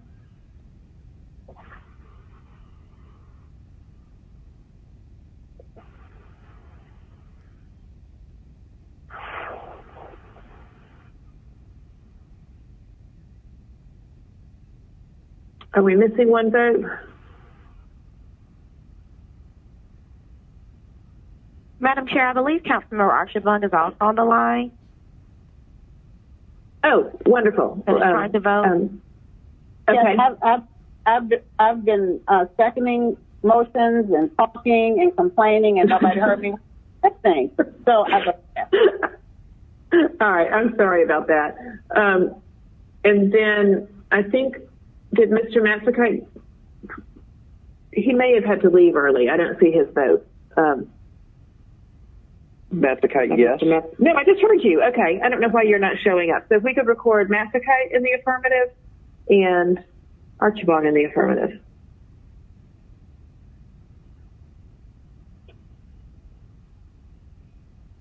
And I've been online for all the votes, so I don't know how we capture my yes vote for all the other votes. Okay. Let me get them to record this. So I'm still seeing 4, but it should be 6 yeses, right, on these 7 items? Yes, it's 6 yeas, 0 nays. Okay. Let's back up a minute. So, Councilor Archibong, were you here for our communication appointing Councilor Winslow? That was item number 1. To the sibling sister? Yes, I was. Yes. Okay, so let's make sure, because I don't believe I saw Archibong being recorded for any of those. So if you can put Archibong affirmative on 1, and on number 10, I'm assuming you held on that for Councilor Winslow's request to hold her funding paper? Yes. Okay, and then 11, 12 were yeses for Archibong, and 13, 14 were holds for Archibong, and then I think that gets us caught up. Yes, thank you. Okay. All right, then we are going to move to item number 16 is 20-0007, an ordinance by Council Members Madeline Archibong and Andre Dickens to temporarily reduce the tax imposed and levied upon every purchase of distilled spirits by the drink in the City of Atlanta in accordance with Section 10-184 of the City of Atlanta Code of Ordinances and OCGA 3-4-130, such that the tax, currently 3% of the purchase price of the distilled spirit sold by the drink, shall be blank percent to provide some financial relief to the restaurant and bar industries, which has been impacted due to the COVID-19 pandemic, to provide that on January 1st, 2022, that the temporary reduction in the amount of this tax pursuant to this ordinance shall automatically and without the necessity of any legislative or administrative action have no further legal force or effect, and that the tax imposed on levied upon every purchase of distilled spirits for the drink in the City of Atlanta shall again on January 1st, 2022, and thereafter be 3% as set forth in Section 10-184 of the City of Atlanta Code of Ordinances and for other purposes. And I understand there is an amendment. I'm not aware. Do we have the amendment? This is on. See if we. I didn't receive the amendment for this item. Yeah, no, I think we are working on. I'd make a motion to hold. Okay, there's a blank in it, but we're just going to hold it as is for now. Yeah. Okay. All right. Motion by Archibong. I'm happy to second that. Okay, let's open the vote. The vote is open. Yes, Massaquette.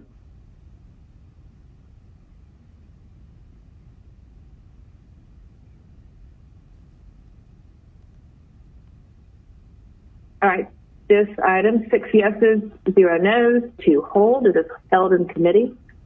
Item number 17-21-00009, an ordinance by Councilors Joyce M. Shepherd and Dustin R. Hillis to amend Chapter 114, Personnel, Article 4, Classification Plan of the Code of Ordinances, City of Atlanta, Georgia, so as to provide for certain position reclassifications and classifications and other personnel actions in line with the fiscal year 21 budget and the recommended pay and classification study conducted for 911 center staff. All right, so this one, I believe that in our packet, we do have, Simpson, right? Yes, we do have a substitute for this one, which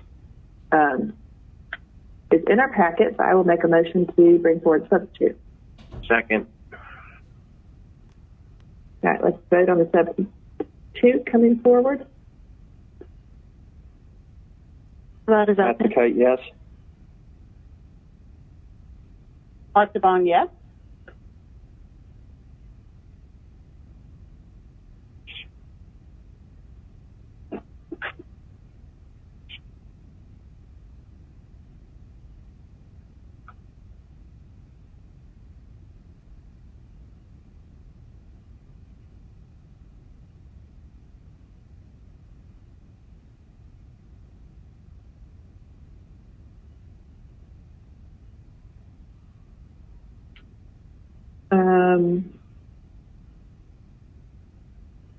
All right, well, it's still showing 5.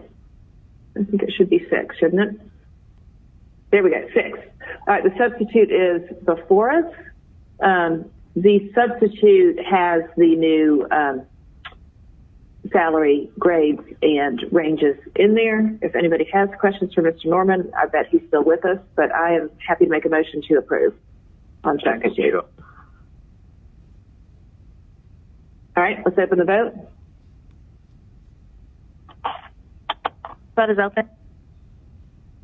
Kate, yes. Archibong, yes.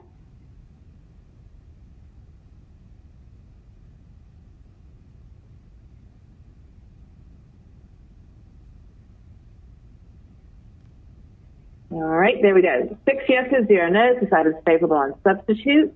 We have already done 18 through 23, so it's going to jump us down to item number 24, which is 21-00024, an ordinance by Councilors Joyce M. Shepherd, Carlos Smith, Marcia Collier Overstreet, Andrea L. Boone, and Peter Winslow to transfer $50,000 from the District 12 Consulting Professional Services account to transfer $50,000 from the District 1 Consulting Professional account to transfer $50,000 from the District 11 Consulting Professional account to transfer $25,000 from the District 4 Consulting Professional account for a total of $175,000 to the Atlanta Police Foundation to purchase security cameras within their respective districts and for other purposes. And I believe we need to bring forward a substitute for this paper as well. So I will make that motion. And I'm looking, Ms. Kempson-Knight, is it in her packet?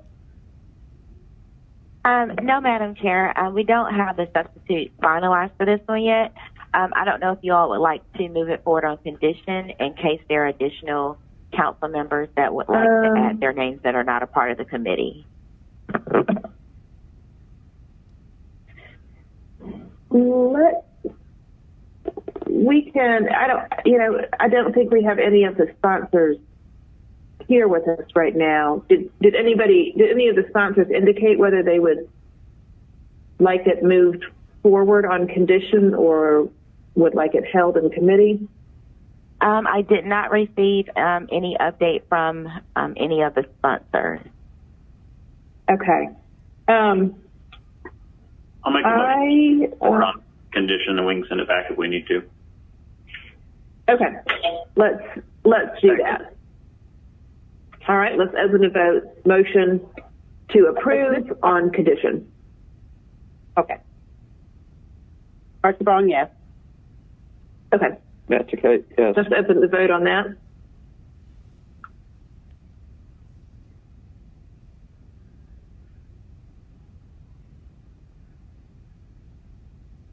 The vote is open.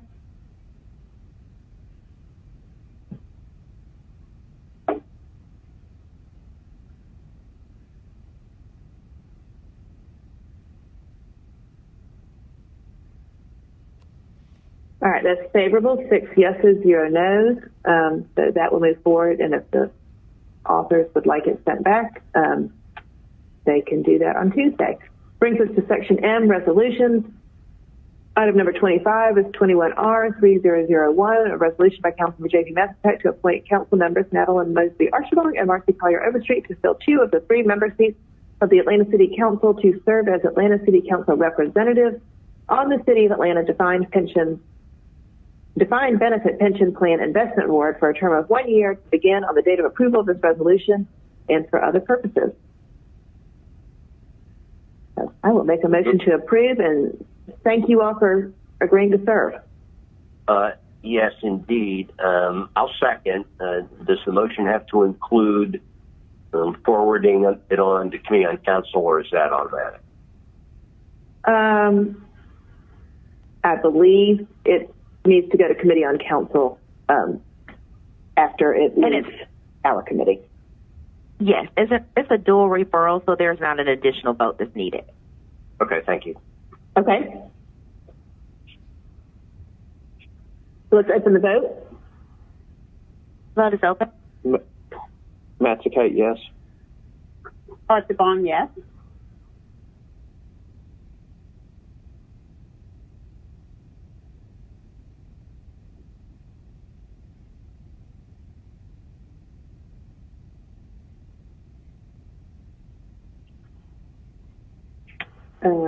There we go.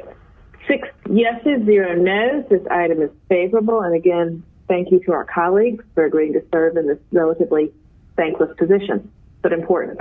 Item number 26 is 21R3005, a resolution by Councilmembers Jennifer Ann Ide and J.P. Matsakite authorizing the mayor or her designee to enter into an intergovernmental agreement between the City of Atlanta and the Atlanta Independent School System, APS, concerning the administration of the school bus stop arm camera enforcement program is authorized by OCGA 40-6-163, and the school zone speed camera enforcement program is authorized by OCGA 40-14-18 for an initial term of 6 years with additional renewals upon the agreement of the City of Atlanta and APS to authorize collection and sharing of fines thereunder and for other purposes. And we need to make a small amendment to this because the legislation says that the ITA is attached and we don't have the draft attached today. Ms. Kempson, right? Did law give you the what the amendment needed to say? Let me see if I can. Yes. Let's see. The amendment form was sent over at 121. It's amending the legislation to remove a draft copy of which is attached here to as Exhibit A from the 17th whereas clause on page 2. Okay. So I'm going to make that amendment first. Second. Let's open the vote on the amendment. Matsakite, yes.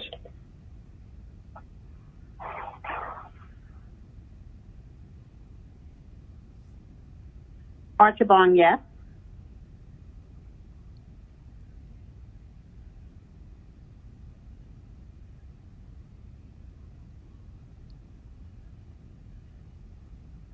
All right, so that's 6 yeses, 0 noes on the amendment. I'll make a motion to approve as amended. Second.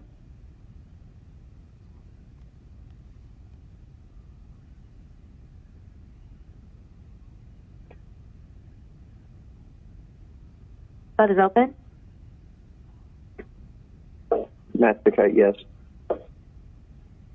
Archibong, yes.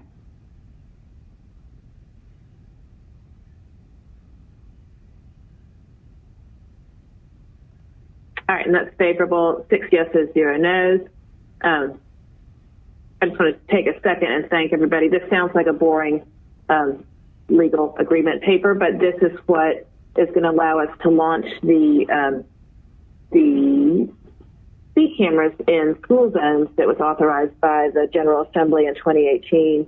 And this required us working jointly with Atlanta Public School Systems to come to this agreement of how we'll run the program. And thank my colleague, Mr. Matt Kite, for helping me really push this through, and for our law department, Amber Robinson, and our former COO, Josh Williams, and then for John King picking up where he left off, and our colleagues over at APS. It's taken a lot of work to get us here, but it should bring both added safety for our students and families and teachers and school zones, and bring some additional revenue for public safety into the city. So the city and APS. So a win-win, and I'm glad we finally have gotten here 2 years later. Next item is 27, which is 21R 3007, a resolution by Councilor Marcy Collier Overstreet requesting the Department of Atlanta Information Management to provide a link to the State of Georgia's Model Human Trafficking Notice from the City of Atlanta's homepage pursuant to OCGA 16-5-47C1 and for other purposes. Make a motion to approve. Second. Let's open the vote. That's okay, yes. Archibong, yes.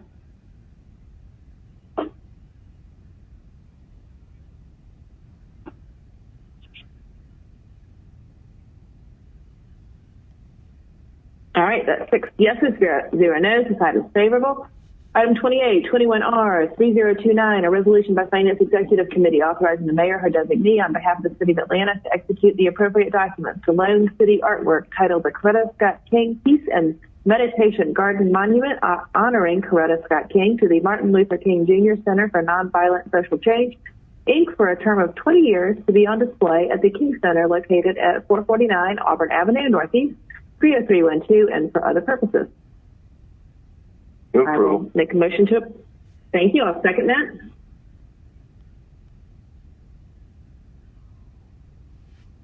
Open. That's okay, yes. Archibong, yes.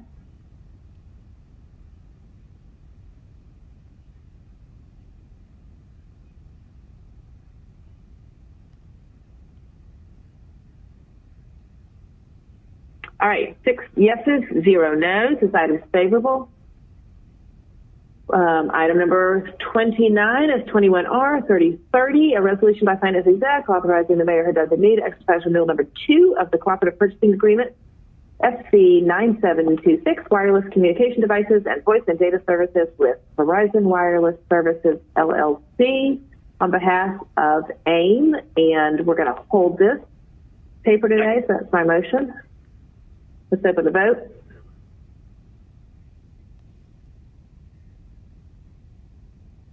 The vote is open. That's okay, yes.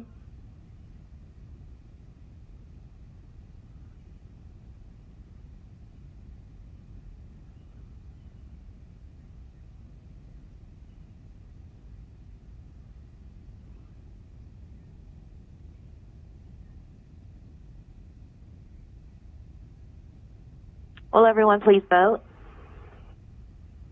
Are you waiting on Archibong? Yes.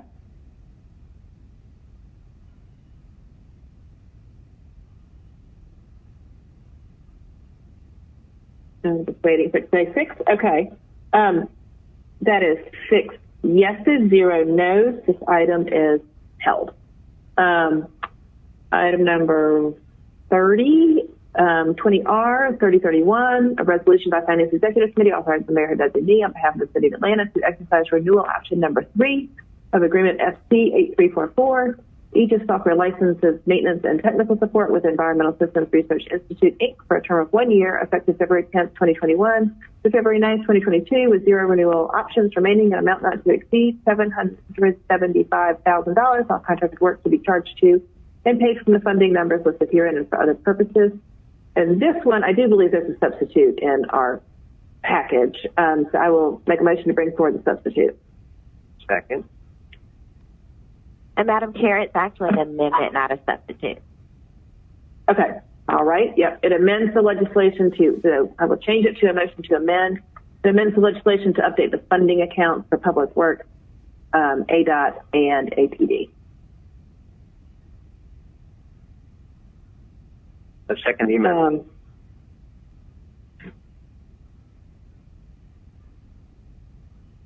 Let's open the vote on the amendment.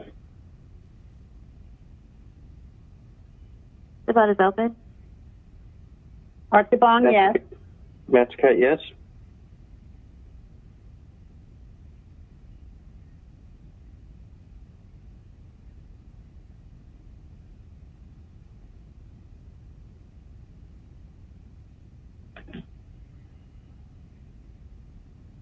All right, 6 yeses, 0 no's on the amendment. I'll make a motion to approve as amended. Second. Open the vote. The vote is open. Massachusetts, yes. Archibong, yes.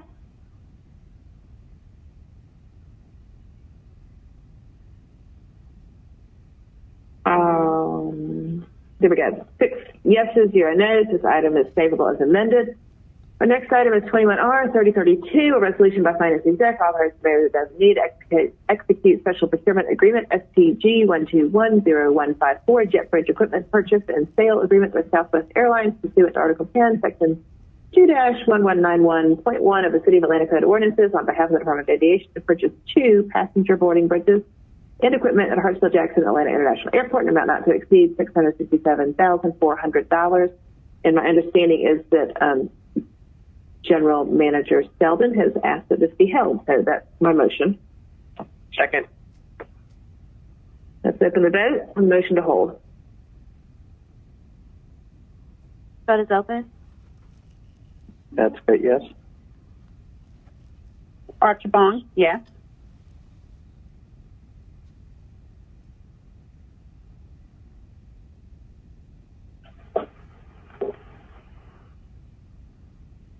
All right, 6 yeses, 0 no's. This item remains held in committee.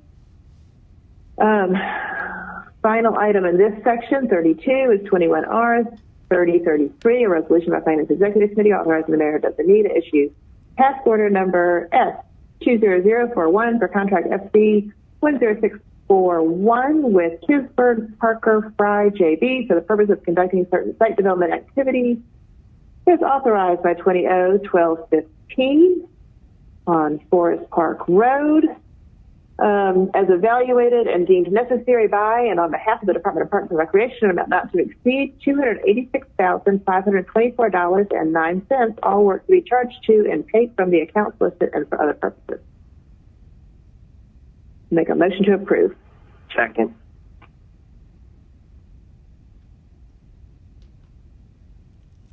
Let's open the vote. The vote is open. Massachusetts, yes. Archibong, yes.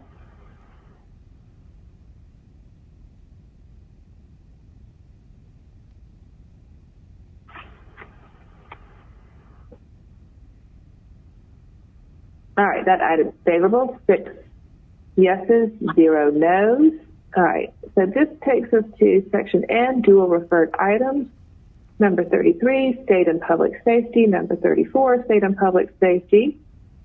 So on to number 35, which is 21R 3006, a resolution by council members Antonio Brown, Joyce M. Shepard, J.P. Massacite, Michael Julian Bond, Andrea L. Boone, Jennifer Anide, Andre Dickens, Matt Westmoreland, Madeline Lindsay Archibong, Carla Smith, and Marcy Collier Overstreet as substituted and amended by Public Safety and Legal Administration Committee, and as amended by Community Development Human Services Committee, requesting the Public Safety, Legal Administration, Community Development, Human Services, and Finance Executive Committees of the Atlanta City Council conduct a feasibility study and compile comprehensive recommendations regarding the establishment of the creation of the Department of Public Safety and Wellness within the City of Atlanta that will formally coordinate and direct public safety and wellness efforts and for other purposes.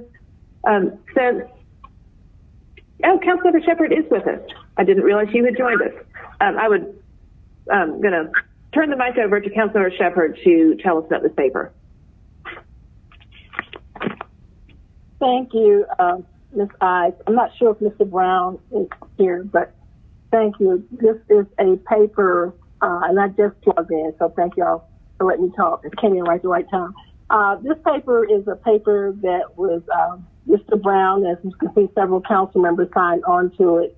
It is one where we are actually looking at a feasibility study to create the Atlanta Police Department that will be broader than just the police department, which would also include a commissioner over all of these departments. This is something that's been studied for several years, and we, as a part of the Reimagining the Police Department, we've been talking about internally among ourselves for quite some time. Mr. Brown actually came up with the paper to actually introduce it as a paper, and after conferring with my colleagues and folks for several days, over a week, we supported the paper. But it still has a lot of work to do with eyes and people on FEC. It still has a lot of work in terms of, number one, looking at who would do the study, the feasibility study. There's a discussion at one point of talking about doing it with the same folks who are actually doing Reimagining the Police Department, that is PERT. So there's a discussion, the option to look at it from that perspective if we want to do that. The other option, and some of my colleagues have stated that they may want an independent study to look at it from an independent perspective and not actually put the two together. The bottom line is, as we go through this whole structure, and there are some time frames that Mr. Brown has put on it, talking about a 30-day and then 2 work sessions and possibly coming up with something within a 90-day period. So all of these are arbitrary in terms of the fact that it depends on how we actually pull all of this together and how that works. We have to talk about where we're going to get the funding from, what's going to happen in terms of procurement process, or we're going to waive the procurement. It's just a lot of questions. The recommendation came out of public safety was that we would actually create a committee to begin to look at this. And the amendment that came before us was an amendment that said that a committee would be the chair of public safety, the chair of community development, human services, the committee of finance, and Mr. Brown, who's the author of the paper, to work internally among ourselves with the administration and other folks in terms of looking at recommendations in terms of how we would move forward. So the recommendation is to approve. We're looking at a committee to come back to all these committees to talk about the plan as we move forward. So that's where we are. Any questions? Thank you so much for that update. Does anybody have questions for Councilmember Shepherd? So, Councilmember Shepherd, can the motion just be does anything else need to be done in FEC, or it all got done in public safety or CD? Well, what got done, and if you look at the paper, and we went into depth in terms of some of the stuff in the public safety. Another thing that you may want that's being looked at is some of the particular items that we discussed in terms of putting in this, taking out that. So this paper, I would say, again, it's a feasibility study. It is not etched in stone in terms of this is categorically what we're going to do based on the recommendations. But these are all things that will be looked at by a consulting group and internally among ourselves. So we still have a huge amount of work to do to look at that. But at this point, the focus is to just pass the paper as is and to continue in terms of financing, unless we want to hold it and talk about financing, because right now we don't have a financing source at this point. So there are still a lot of things to be done in terms of looking at where we're going to get the financing from, how long would it actually finding out a qualified consulting firm who would do it, and how long would it take to be done. So we have these arbitrary numbers of 30 days for this and 90 days for that. That's based on a lot of other things. And so I don't know if that's answered your question, but we're saying move forward with the whole theory of the paper, but we still have to come back in terms of doing some of the work. Okay, that makes sense to me. I think Mr. Brown is on the line and would like to speak briefly also. Thank you so much, Madam Chair, and Chairwoman Shepherd is absolutely right. I do want to give a special thanks to Chairman Westmoreland and Councilmember Shook and Councilmember Mazzucati. They were instrumental in helping to guide this paper, and they were a sounding board on many occasions. And I just really want to express my sincere gratitude because, I mean, in addition, of course, to the council staff and the law department and the Atlanta Police Foundation, the Southern Center for Human Rights, Women on the Rise, the Solutions Not Punishment Collaborative, the Black Futurists Group, and the incredible women and men of our police and fire departments for voicing their opinions and concerns that helped shape this paper. So I just wanted to say that, and Councilmember Shepherd has been such a huge support system and helping to really figure this out, and I'm just really appreciative. Well, thank you. Thank you so much, Councilor Brown. All right. Well, I don't have any amendments or suggestions to make to it at this point. I think it makes sense to, just roll it forward to get it going. I don't know if Councilor Shepherd or Westmoreland, you want to make a motion, or I have a I'm question. happy to make one. Yes. I have a question to Mr. Brown. What assistance did Councilmember Archibong provide, since you named everybody else?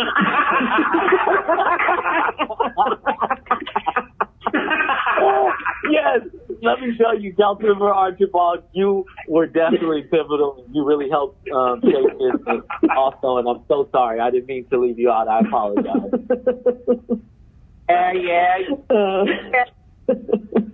I'm happy to either make a motion or second Ms. Shepherd. Is up to Ms. Shepherd. Motion to approve.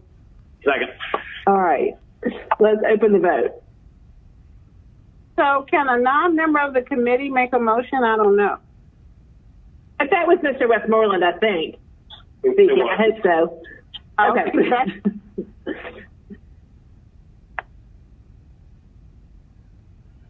I don't care. Archibong, yes.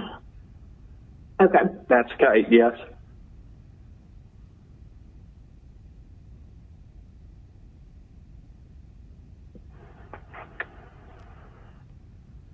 All right, this item is favorable, 7 yeses, 0 no's. Let's see what else we have left on here. That takes us to 36-210-0015, an ordinance by Council Member Andrea L. Bin, as substituted by City Utilities Committee to ratify SB 7383A, Architectural Engineering and Design Services with Arcadis, BPA, joint venture of Arcadis DM, Inc., and Ridley Peters Associates, and authorize the mayor designee to amend the agreement to extend the term on a month-to-month basis for a period not to exceed 6 months, retroactively effective February 8, 2021 through August 7, 2021, on behalf of the Department of Public Works, an amount not to exceed $650,000, and on behalf of the Department of Watershed Management, in accordance with Section 2-1153, subsection C, Article 10, Procurement and Real Estate Code of City of Atlanta Code of Ordinances, all contracted work can be charged to and paid from fund department organizations and account numbers listed herein, and for other purposes. And I think the substitute came in at City Utilities. So we don't need to do that. So I will make a motion to approve if nobody has any questions for the department. Second. All right, let's open the vote. Vote is open. That's Kite, yes. Archibong, yes.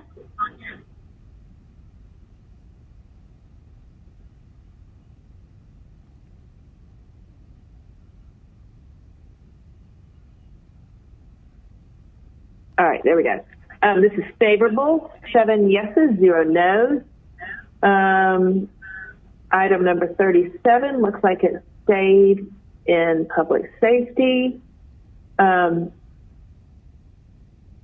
Number 38, 210-0017, an ordinance by Councilmember Andrea L. Bin authorizing the mayor designee in accordance with Section 2-1163C, Article 10, Procurement and Real Estate Code of the City of Atlanta Code of Ordinances to ratify agreement FC 8171 Yard Debris Processing and Diversion Program with TAG Grinding Services, Inc. on behalf of the Department of Public Services, and to extend the term on a month-to-month basis for a period not to exceed 3 months, retroactively beginning January 6, 2021 through March 5, 2021, an amount not to exceed $500,000, all contracted work to be charged to and paid from the fund, department organization, and account numbers listed herein, and for other purposes.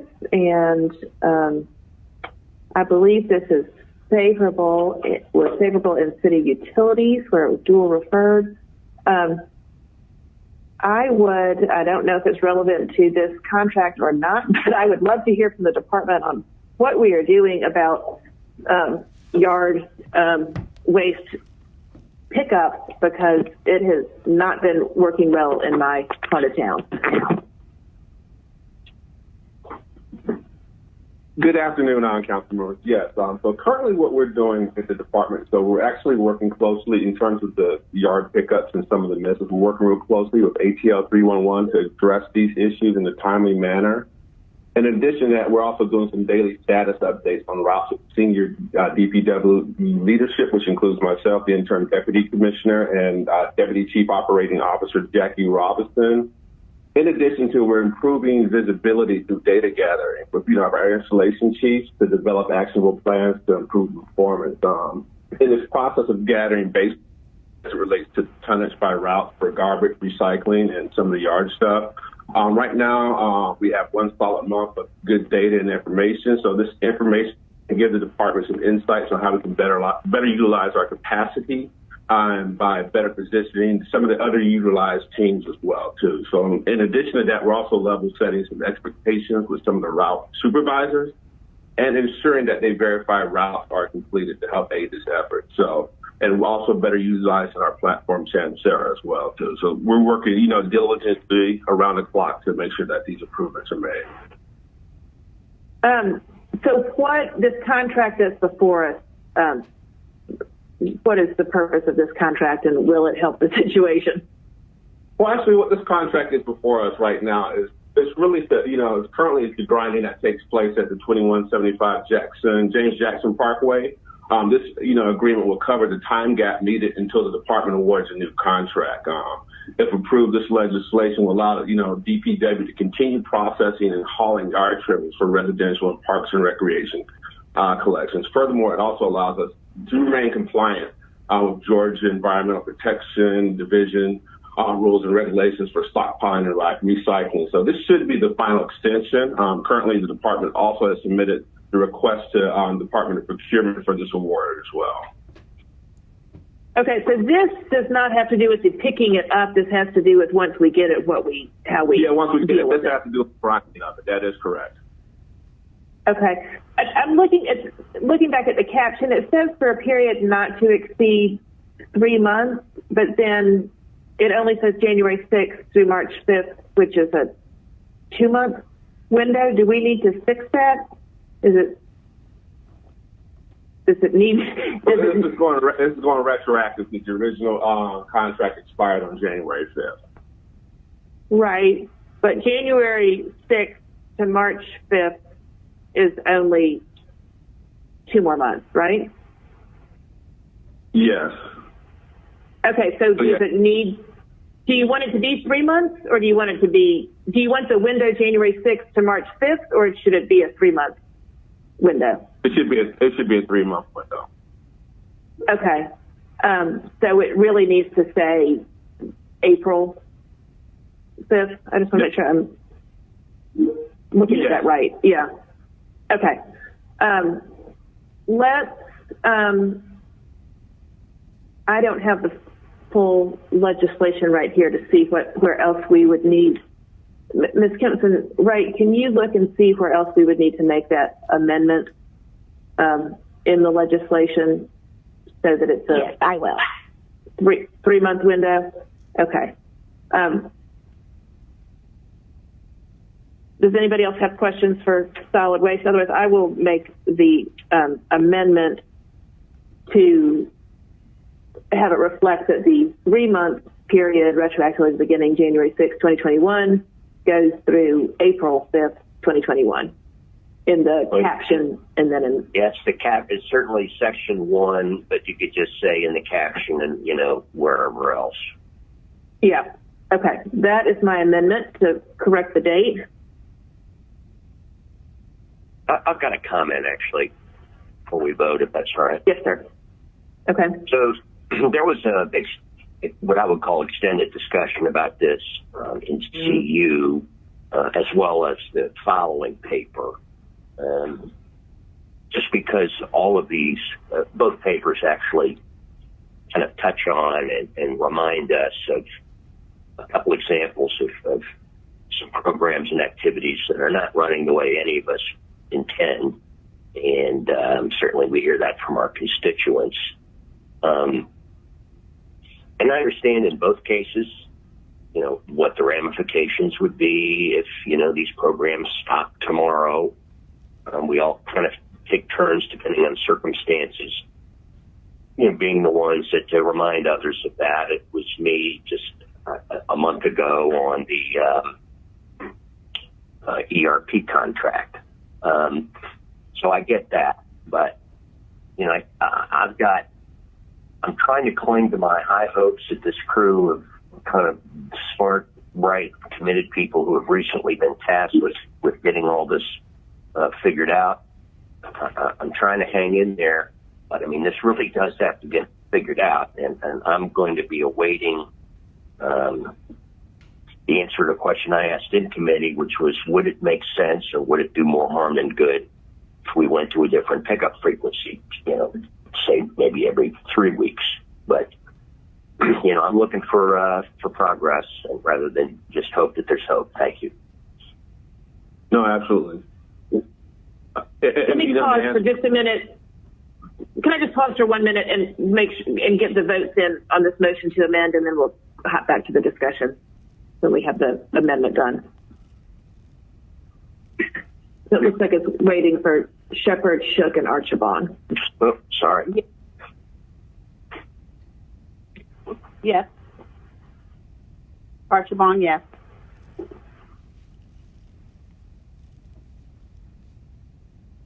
Okay. There we go. So that was 7 yeses, 0 no's, just to fix the date on that. All right, I didn't mean to interrupt the discussion. No, that's right.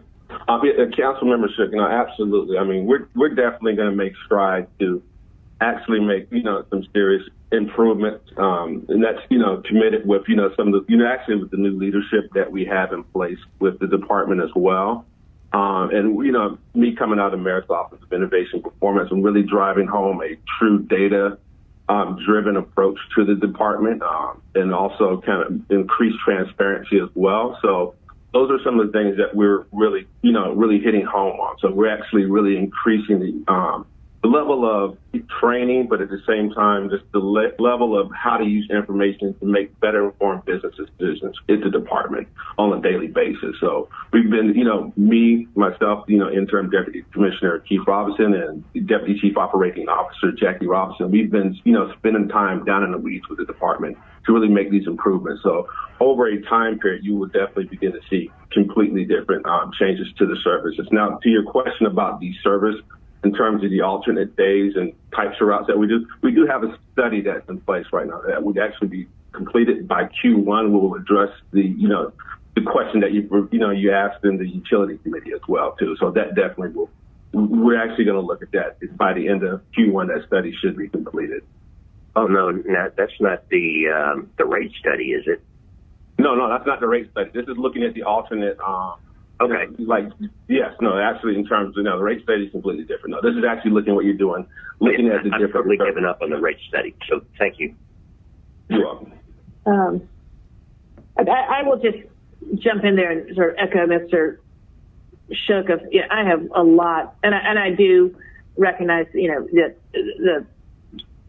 the Chief Operating Officer's, office has been working with us, but I appreciate any further help. We have had I've had a lot of residents whose yard waste has backed up, and then they deal with frustrating situations that, they call 311 to report it, and the trucks come, and even though, the entire street didn't get picked up, they come to the one address and pick up those bags and leave every other bag on the street, and every neighbor has to call and put in their own ticket. So I appreciate a review of what's not working well, and whatever retraining needs to happen or retooling of the systems, I would appreciate that, because, what happens in my neighborhoods is, when they don't get picked up, then the leaf bags end up in the storm drains, and then we end up with flooding, and then everybody's doubling out at the city for that. So thanks for your work, and I can hope to continue to see more improvement. All right, we need to vote on this paper as amended, so I'm going to make a motion to approve as amended.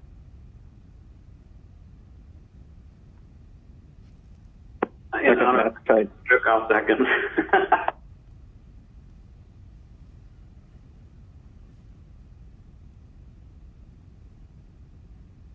All right, let's open the vote.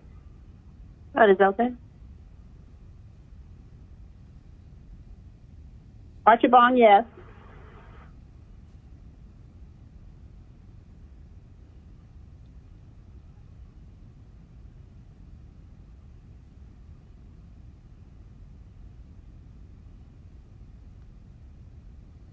All right, this is favorable with 6 yeses and Mr. Shook abstained. He just wants to make sure that I have a report on Tuesday.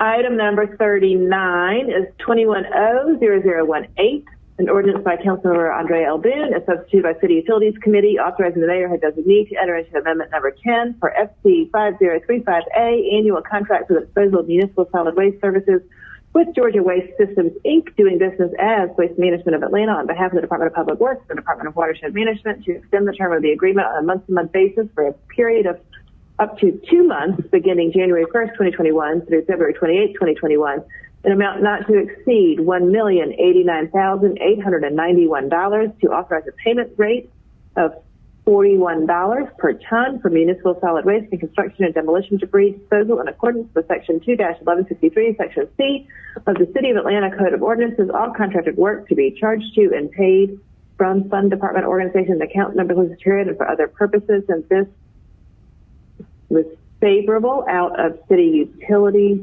but I believe there was an abstention there as well. And it looks like Mr. Shook would like to speak. Yes, thank you. This paper also, when Utilities threw a shadow across my normally sunny disposition, and so for the same reasons, I will be giving you an additional item for your report Tuesday. All right. Would you like to hear from the department now, or did you get your questions answered in City Utilities? No, I'll yield to others. I don't want to hang us up with a replay of Tuesday.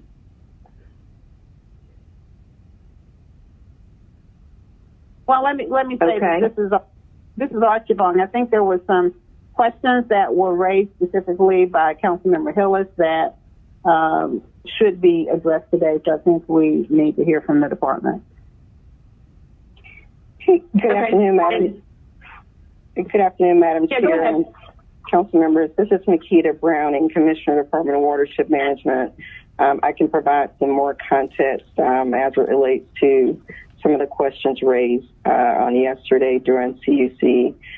So we are requesting an authorization, both DPW and Watershed Management, for an extension of 60 days. There is no change for the price of the biosolid, slight increase for price for municipal solid waste. I'd like to note that this amendment will serve as the last and final amendment for the agreement. We recognize that this agreement has been amended several times, and both departments will be instituting legislation to enter into new agreements to provide the necessary waste disposal services to support each department for the next several years. For a little bit of clarification, currently DPW is scheduled to introduce legislation in upcoming Cycle 4 to enter into an agreement with a new vendor for MSW disposal.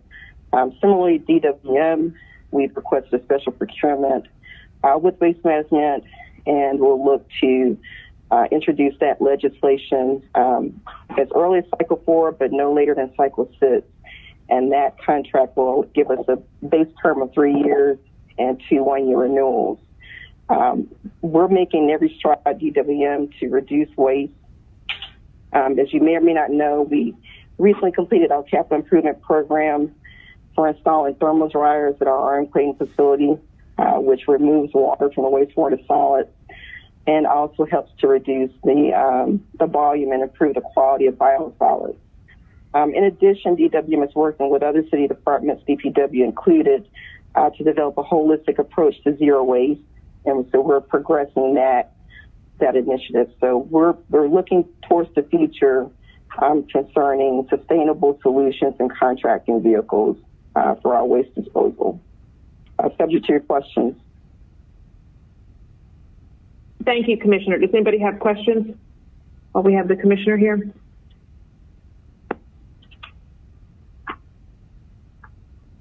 I'll move approval, Matscott. Second, Westmoreland. Yeah, and this is Archibald. We can have a little conversation. I would like to hear the same from DPW relative to having some assurances around this is the last time that we have this sort of legislation.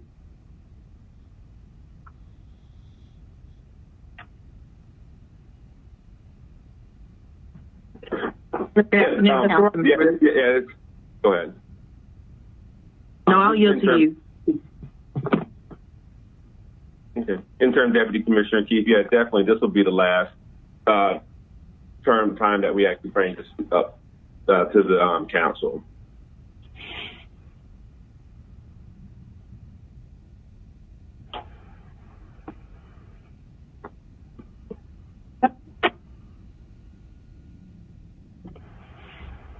Okay.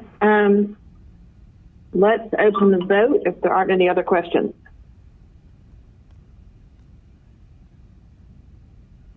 Vote is open.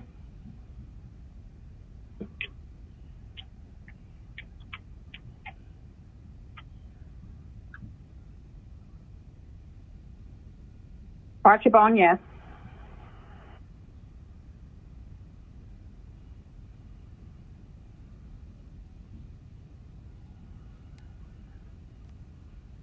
All right, this item is favorable. 6 yeses, 1 abstention from Mr. Shook.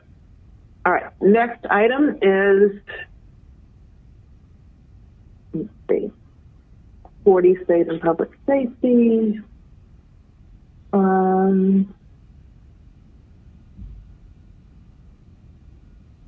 Ms. Kempson-Wright, are we at the end or am I missing something? We are at the end with the exception of our walk-in. Oh, that is right. We have the walk-in, which is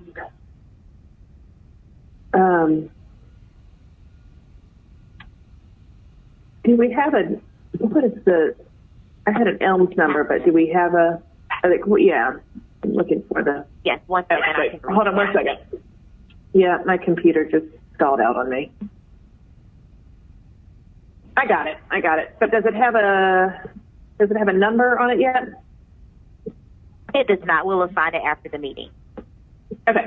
A resolution by Finance Executive Committee, a resolution authorizing the mayor or her designee to enter into Special Procurement Agreement SPS 1210090 Electronic Audit Software, SAS, with Mission Mark Inc. for audit software on behalf of the City Auditor's Office and Department of Aviation, Internal Audit Division, in an amount not to exceed $175,000 for a term of 5 years in accordance with Section 2-1191.1 of the Procurement and Real Estate Code of the City of Atlanta Code of Ordinances. All contracted work to be charged to and paid from funding numbers listed herein and for other purposes. And I know we had the special designation memo, Ms. Kempson-Wright. Does that need to be attached? It's already been attached in the original document. Okay, it has been attached. Okay. All right. Well, I will make a motion to, do we need to make a motion to bring it forward, or since we amended the agenda, it's with us already? It's already before you since you amended the agenda. Okay. Then I'll make a motion to approve. Second. All right, let's open the vote. The vote is open. Yes, Archibald, yes. Matscott, yes.